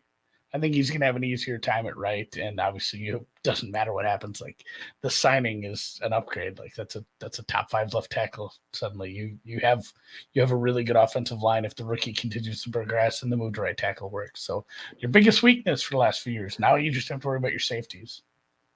Yeah, it's tough to tell. It's tough to divorce some of this stuff. Xshish is, I'm sure, making some fair points in some ways, and it may be more of what. And there were injuries in 2020. It may have been more of what Jonah did in 2021 that was of concern, and maybe he got better last year, but it just wasn't as obvious. And because I guess, I mean, like my numbers on Jonah Williams from this kind of matters because if they suck, then if the offensive line is bad, then a lot of my optimism for the offense goes sideways. 2020 rookie year, I had Williams graded as well below replacement. 2021, I had him graded as a fine left tackle, but nothing special. And then last year as a tackle proper, because I think he must have played a little bit of both. He was graded as a perfectly above replacement left tackle in the NFL for what I could tell you. So I'll have to dig in more and see if there's a specific reason that the perception is low on them. There's some the time to pass stuff for Burrow is definitely notable. He was definitely down. He's gone down every year in terms of his own processing speed and how much time he has specifically decided to dedicate to passing. And yeah, he was low last year. It was seconds. The dog's pointing, and I think this might end up being a positive too, especially seeing how they that they don't have the strongest running back room, and maybe they can just change it up as far as the run scheme. But he says, for those who can't see, Burrow wants to play more out of shotgun, hence the downhill gap scheme run. Like it does change the running game a lot if the quarterback, like we just talked about this with Big Ben, and obviously his restrictions are a lot more stringent, but it does change a lot about the running game based on what the quarterback's doing and what they want to do for, how they're lining them up, especially if they go with a lot of pistol and shotgun. So I'm hoping we end up with, a decent performance from Joe Mixon, but I'm still kind of banking on just the pass game getting us home as it has. Yeah. So what's your off-season grade then, Drew? Burrow's pressure rate was only 16% last year. That was among the lowest in the league for whatever reason. And actually his time in the pocket was pretty similar across all 3 seasons. So they must be getting better to a degree, I guess. Off-season grade, I wish they had figured out ways to keep either one of Bates or Bell. Apparently they wanted too much money. Losing both, I feel like, matters. Didn't backfill really at all through free agency. You're just going to count on your guys continuing to step up. Losing Hayden Hurst for Irv Smith Jr. feels like a downgrade at tight end. I don't get that. You bring in a swing tackle and Cody Ford, who is very well below replacement level as far as I can tell you. Trevor Siemian's backup quarterback, to me, it was a bad decision. So I give their offseason a C, other than the fact that for some reason the league let them keep their 2 coordinators. That's the only good thing about their offseason. The positive is keeping the coordinators. The positive is keeping the receiving room for one more year, I guess. The positive is, the negatives are you don't have a very good tight end room. You have a thin running back room. You're hopeful but not sure that this offensive line can keep improving, and obviously the loss of the safeties and what you're going to be trotting out there in a secondary. The pass rush looks good. That's kind of my silver lining to what we're going to see in the secondary. If there are issues, like at least you have a decent front to kind of mask some of that. Extra pressure helps coverage. So B-. I'm giving a little more of a bump for keeping them, and let's take a look at. Well, let me go real quick through my other rankings just to see if you agree. Overall, number 2 offense on paper for me. Who do you have in front of them? I think Philly. Philly is my number 1 offense. I was going to joke it was Detroit. I mean, Detroit's up there. Number 3 skill position group, that could be low. I think maybe tight end is the only thing dragging them down. I have them as the number 17. Well, I don't know how much you do with running back depth. Like, it's a rookie, Chase Brown. This is starters. Yeah, these are my starters. Yeah, your running back depth is definitely lacking here. Their reserves overall are a little bit of a question mark. There's some bad names on that depth chart, including quarterback. I think I'm projecting Burrow to be the 3rd best quarterback this year. I'm projecting the defense to be 17th. Their front 7, I grade 6th. Their linebackers, I grade 8th. There's a couple of standouts on this linebacking core, including Logan Wilson, who just got paid. That guy's good. The guy next to him, Jermaine Pratt's pretty good too. Like, these guys, they got good interior linebacker play, so maybe that helps the safety question marks. Their overall DB room, I grade 27th, and the pass rush, I grade 15th. So if Lou gets this defense overall to top half of the league when the personnel ranks 17th, then he's done it again. I mean, I don't know how you're consistently getting pressure with guys like, Hendrickson is a good player, but he seems like a guy you should be able to scheme out of the game if you're an offense. Similarly, I think some of it comes from just the overall group, just the entire front 7. Like, the rising tide lifts all boats. Like, Hendrickson probably has a better year than you think he does, because that whole unit is decent. Yeah, I do have Philly offense better than KC, and it's because the skill position players in KC are Travis Kelce and a bunch of question marks. Bunch of Jags. So they're still good because of Kelce, but don't know what we're going to get there. Well, let me just pull up everybody, because now I'm curious who my other top offenses are. Yeah, I have Kansas City as the 3rd best offense, but their skill position group I have 19th. Okay. The schedule is really what I think helps distinguish some of the skepticism about these guys being in the mix with the Bills and the Chiefs as really likely division winners and very likely, and in the conversation for the 1 seed, which is really what all of the equity in the AFC market and in the Super Bowl this year that I can tell you comes down to who gets the 1 seed in the AFC. I think that is the only question you really need to have in your head that will kind of largely shape how probability ought to be distributed across these teams for the Super Bowl, and especially the AFC. The Cincinnati Bengals could certainly get there. There's no denying that. It does not feel great that you start out with games at Cincy and against Baltimore. Those two lines, even if you had a healthy Burrow, don't make a ton of sense to me. I don't see 6 points of separation, or 5 points, or whatever the win probability is, separation between you and Cleveland, and I don't see more than 2 points separation between you and Baltimore. I think these are pretty tightly bunched teams, and if you ultimately flip those lines, and I mean that Browns game, that Browns game is down to a 2. Is it? Okay. And it's 1 at some place. It is coming down. I don't know if I can pull up week. I'd have to go look ahead. But I think they both came down a little. Okay.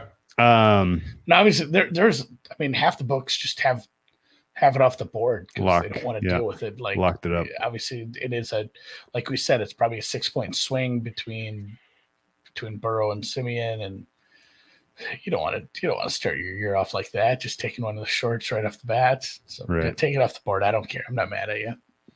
Yep. I also think in general, like those two week 1, week 2 games, it's a bummer that even if available, Burrow's not going to be clicking with the offense, because those would be amazing fucking games.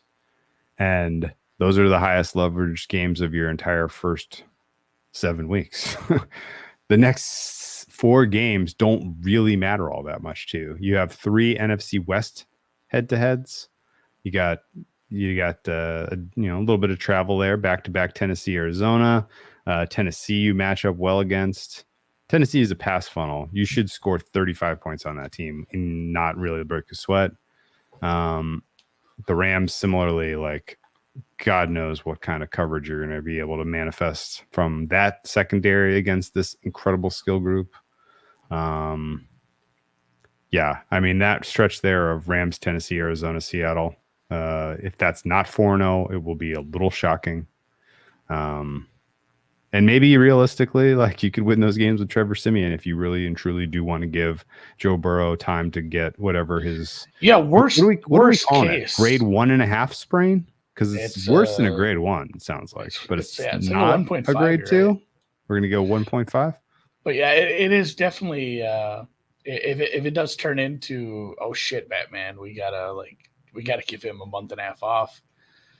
I'm not sure I'm excited about bringing him back off that kind of injury versus San Francisco, Buffalo, but such is life. And I mean, you could give him the first 7 weeks off. It does sound like a disaster. Like, if you're listening to this and you're hopeful for the Bengals, Trevor Siemian playing the first 6 games sounds bad, but there's an awful lot of 3-3s in there even with Trevor Siemian, I think. Hey, Dallas got there with Cooper Rush last year. Cooper Rush was amazing. And what did that come down to? We had a lot of faith in Dan Campbell.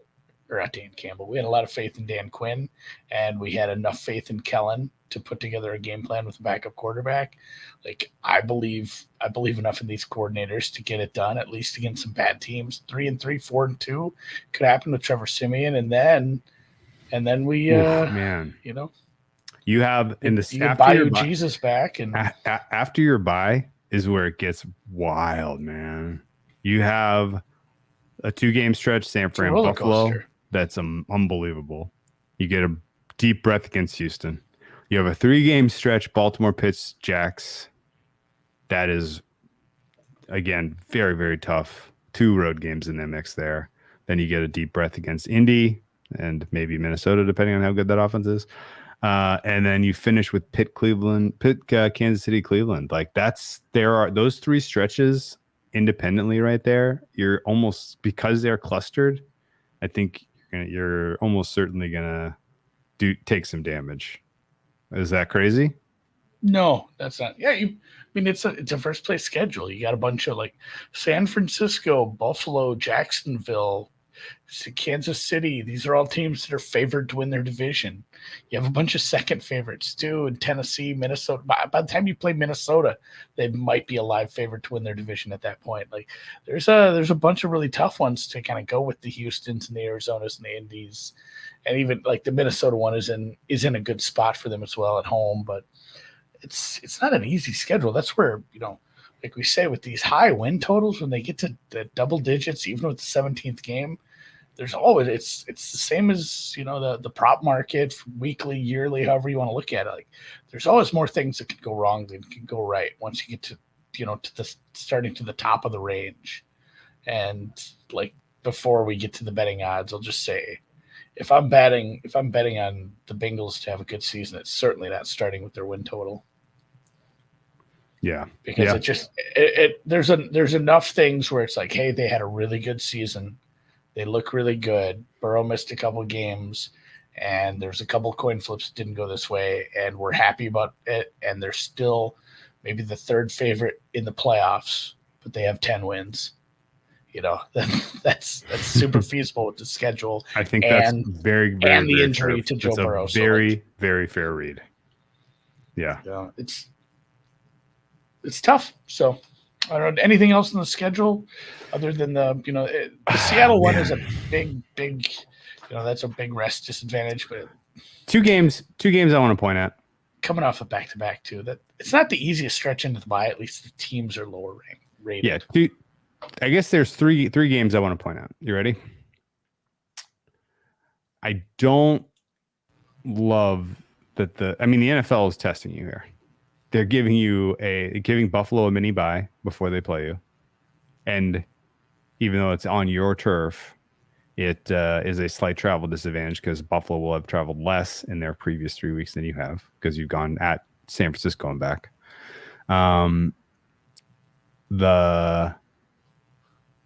That doesn't look like a schedule loss per se, but that's going to make that a really, really tough game to win.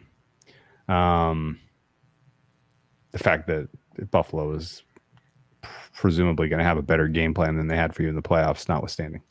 The KC game, week 17, New Year's Eve, Andy, 4 p.m. You going to sit down and watch Burrow Mahomes? That's going to be pretty slick. Probably. I wish they kind of hadn't put that at the tail end of the season like this, right? Like I know you want to build a little excitement for the playoffs to come in, but that feels like a game that probably should be before Christmas. Like it's going to get a little lost in the mix of the holidays, don't you think? I hope there's bad weather. I hope that's a fun one. Yeah, no, cool. it's still Sunday afternoon. It's the game we didn't get, we got it, but we didn't get our late season. That was supposed to be so good. Hey, here's a question for you. The Buffalo Cincy game, like to have a premier matchup that might be for the 1 seed. Yeah. If they perform well, like that's massive. It does suck. It's a holiday for some people, but I'm old. I'm not going out. You can call bullshit on this, but first time you played KC, you scored 34 on them. The second time you scored 27. The third time you scored 27. The fourth time you scored 20. Any of the other outputs you had against that Kansas City defense gets you into the Super Bowl last year. Do you think there is something about playing this team more than once where you can start to pick up some tendencies? You can start to game plan better from a defensive standpoint? Or is that a non-trend that I am seeing in the in what do you call it? I forget what the bias is for this. We talked about it where you draw the target or after you see the shots on the wall. Yeah. Is this a trend or is it nonsense? Probably nonsense, and especially that last one. They were well, not that the Chiefs. KC played you better in that game. They played you well in that game. I'm trying to think which they were missing at least one or two offensive linemen at that point. Like it had gotten it had gotten a little bit injury-ish. And at that same point, too, we were like, is Mahomes was that where is Mahomes even going to play? Yeah, of course. Yeah. Was that like foot game? We're like, oh shit! I remember watching that injury. But there's no way he plays. Yeah, for sure. No, that one opened up where you were three offensive line before that. It did kind of change the dynamic of what that off. I thought it was just maybe Collins, and I can't think of the other one. But it was like both teams are going and beat up. But this was a weakness that is kind of turned into a non-weakness, and now might just regress all the way back into, he's going to get hit 13 times. And probably affected the offensive output. But again, playing a very smart defense, playing a very smart team with time to prepare for you after they've prepared for you 3 or 4 times for the last couple seasons. It's not that would be my agreement point for you having that Cincy KC game. If that KC Cincy game is like meaningless, and not like completely meaningless, but like Cincy can't get the 1 seed, and it's like between the 2 and the 3, and maybe the division is tied up, or they can't get the division at that point. You want to beat Kansas City, so you're not putting anything on film that day, and it just might not be their best effort, and it might suck. Like that game might suck if that's the situation. We need both teams to be like absolutely fighting for the one, for that to be a barn burner. Okay, I'll concede that there was definitely something going on with the O-line that have impacted that, because the pressure rate that Kansas City got in that game was way up relative to what Cincinnati had been allowing, and that pass rush for the Chiefs was nothing to write home about. So the fact that they got it after it from a pressure standpoint, 5 sacks, 11 pressures. They only blitzed 12 times, so they got it done with that front four, which was meh. Besides, Chris Jones is all pro. Don't get me wrong, but the rest of those guys, not super duper special. So, all right, that makes me feel a little reset a little bit on that particular game. Sucks though that you got to play Cleveland to end your season with a mini bye. Bummer. Okay. Odds. The Super Bowl 10-1, AFC plus 550, entirely contingent on being the 1 seed, in my opinion, and at a minimum winning the AFC North. The AFC North plus 150, I don't think is reflective of how good the other teams in your division are. Not necessarily saying anything about you. Make the playoffs, yes, minus 290, way too high. I have flirted with playing this no, because I think there is a world where Cincinnati finishes 4th and is like the 8th team in the seeding. And it's just because they have the toughest schedule of these 4 teams, and the other 3 teams are very good, in my opinion. So the win total 11.5 would only look under.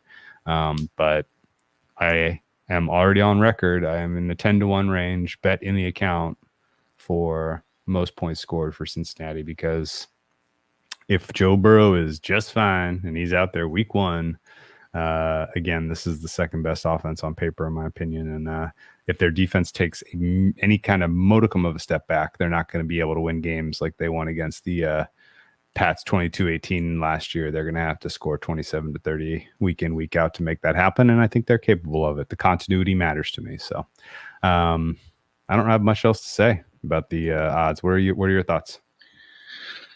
Yeah, nothing really exciting here. Like you said, under 11.5 because of so many things going wrong. I wonder if that's even up at a lot of places right now with the super uncertainty facing the beginning of the season with their star quarterback. Nothing I'm excited about betting. Even the no, like you said, you look at it, but it'd be a lot cooler if it were a 3. He's kind of obviously if the price was a little juicier, I'd have to think about that, because there are so many good teams. They play so many of these good teams, and it's a very, very tough division overall. So, I guess I probably won't have any season-long bets. I'll look at it early season. I know sometimes we actually lay out a plan and say, hey, we're going to do this. We're going to do this. We're going to wait until these things happen, then reevaluate. I think there isn't like a very set in stone plan. It's more of a see where things are in 4 weeks, see what's happening at the quarterback spot, see if they rush him back. And I think maybe there's some looks in some other teams at that point, or if the market's out on them immediately, if he misses a game or 2, maybe there's a buy spot. I don't quite know what the look is going to be. There's just the biggest question in the world is that calf right now. Yeah, it's not helping, Andy. I wanted to have some sincere strongly held takes about the Bengals, and I'm just absolutely mealy-mouthed, wishy-washy about what to think of these guys. Spidey sense is saying the schedule is too tough for them to get another AFC North without a little bit of luck. And I think that really changes the entire kind of complexion of the AFC. If they're an AFC wildcard team, my God, imagine getting the 2 seed and being proud with your win-loss record and drawing Bengals week 1. That's disaster. Disaster. I'm going to be upset if that's how the Jags. Yeah, good call, ends. Little Bull. It's a week-to-week team, and really we need to know a lot more about the quarterback situation. Okay. Range of outcomes, I think, is fair. This team is absolutely capable of winning the Super Bowl. 10-1 will tell you that. I think the ship is sailing a little bit on Burrow MVP, but he's still alive. He missing. So remember, Jalen Hurts misses 2 games, essentially loses the MVP race. Yeah. It's not like he was guaranteed, but he was in it, and he was very thick in it. He was knuckle deep in that thing, and then it went the other way. Man, like a bowling ball, Yeah, like a bowling ball. He is like a bowling, exactly. Clearly, like a bowling ball, obviously. But missing, it's just I always bring up like, hey, go play Oregon week 1, lose, run the table in the SEC. Nobody remembers that day up in Austin. Like, it's the same kind of thing where if he misses the first 2 games and comes back and throws for 4,500 yards, like maybe it's even more of a narrative. Like, oh man, no preseason, comes back, takes this team, turns it around after a 1-1 start or 1-2 or whenever he does come back. Like, at least it's not games at the end of the season. That said, like if you're gonna bet him to win MVP and you're basing it off that narrative, like do it while he's injured. Like don't do it right now. Like that number is just going to get longer after a couple. So not every quarterback in the league is going to shit the bed for 2 weeks while he's gone. Somebody's going to dance. Somebody's going to dance and get a little money. Somebody's going to be 2-1, 3-1, and it's going to be silly, and you're going to get a better price. So something to look at, I guess. Okay, I don't think there's really a super low range of outcomes here, even if Burrow misses the most amount of time that anyone could conceive of at this moment.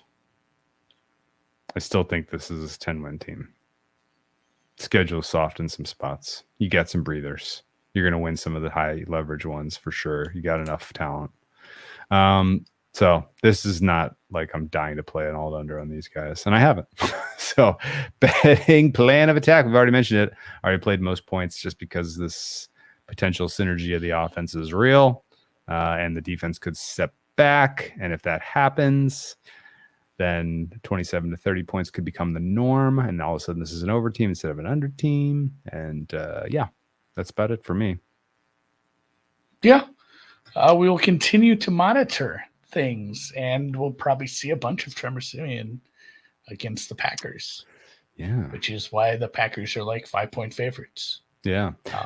Birdie brings up something funny, which is if you win the 1 seed with that schedule, he has to be in the mix. So I feel like the strength of schedule gets in almost entirely thrown out the window when people are deciding on awards. The only way it gets involved, I'll push back a little, it can be involved if the strength of schedule leads to signature wins. Sure. Tough stuff, the math is there. If you're the 1 seed with a tough strength of schedule, it means you probably beat the other good teams. And we looked at the schedule; those are primetime games. If you win those big ones in primetime, and like the whole world saw you out duel, one of these top teams with a top quarterback, and you did it a couple times, that's what puts it. That's how the schedule puts you in that mix. That's a great point. And the 1 seed is probably just a byproduct of, we beat Buffalo and Kansas City, man. What are you gonna do? That's a great point. Yeah.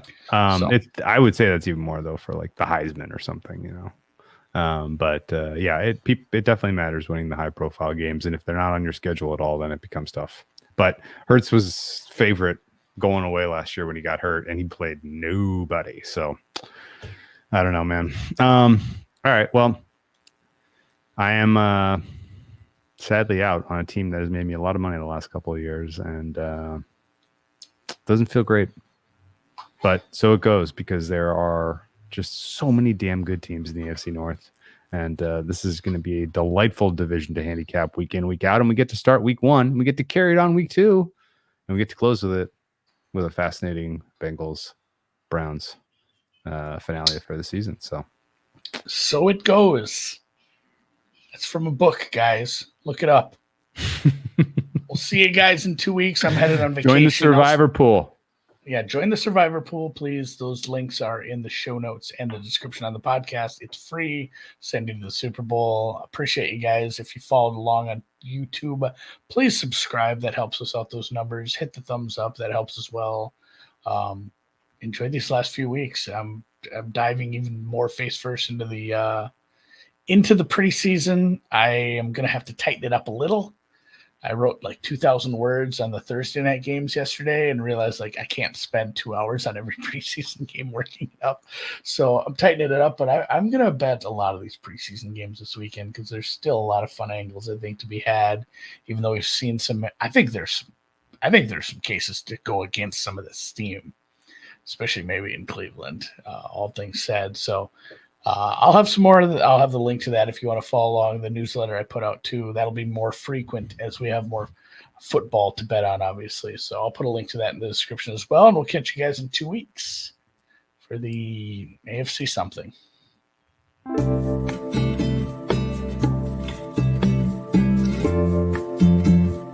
See that news?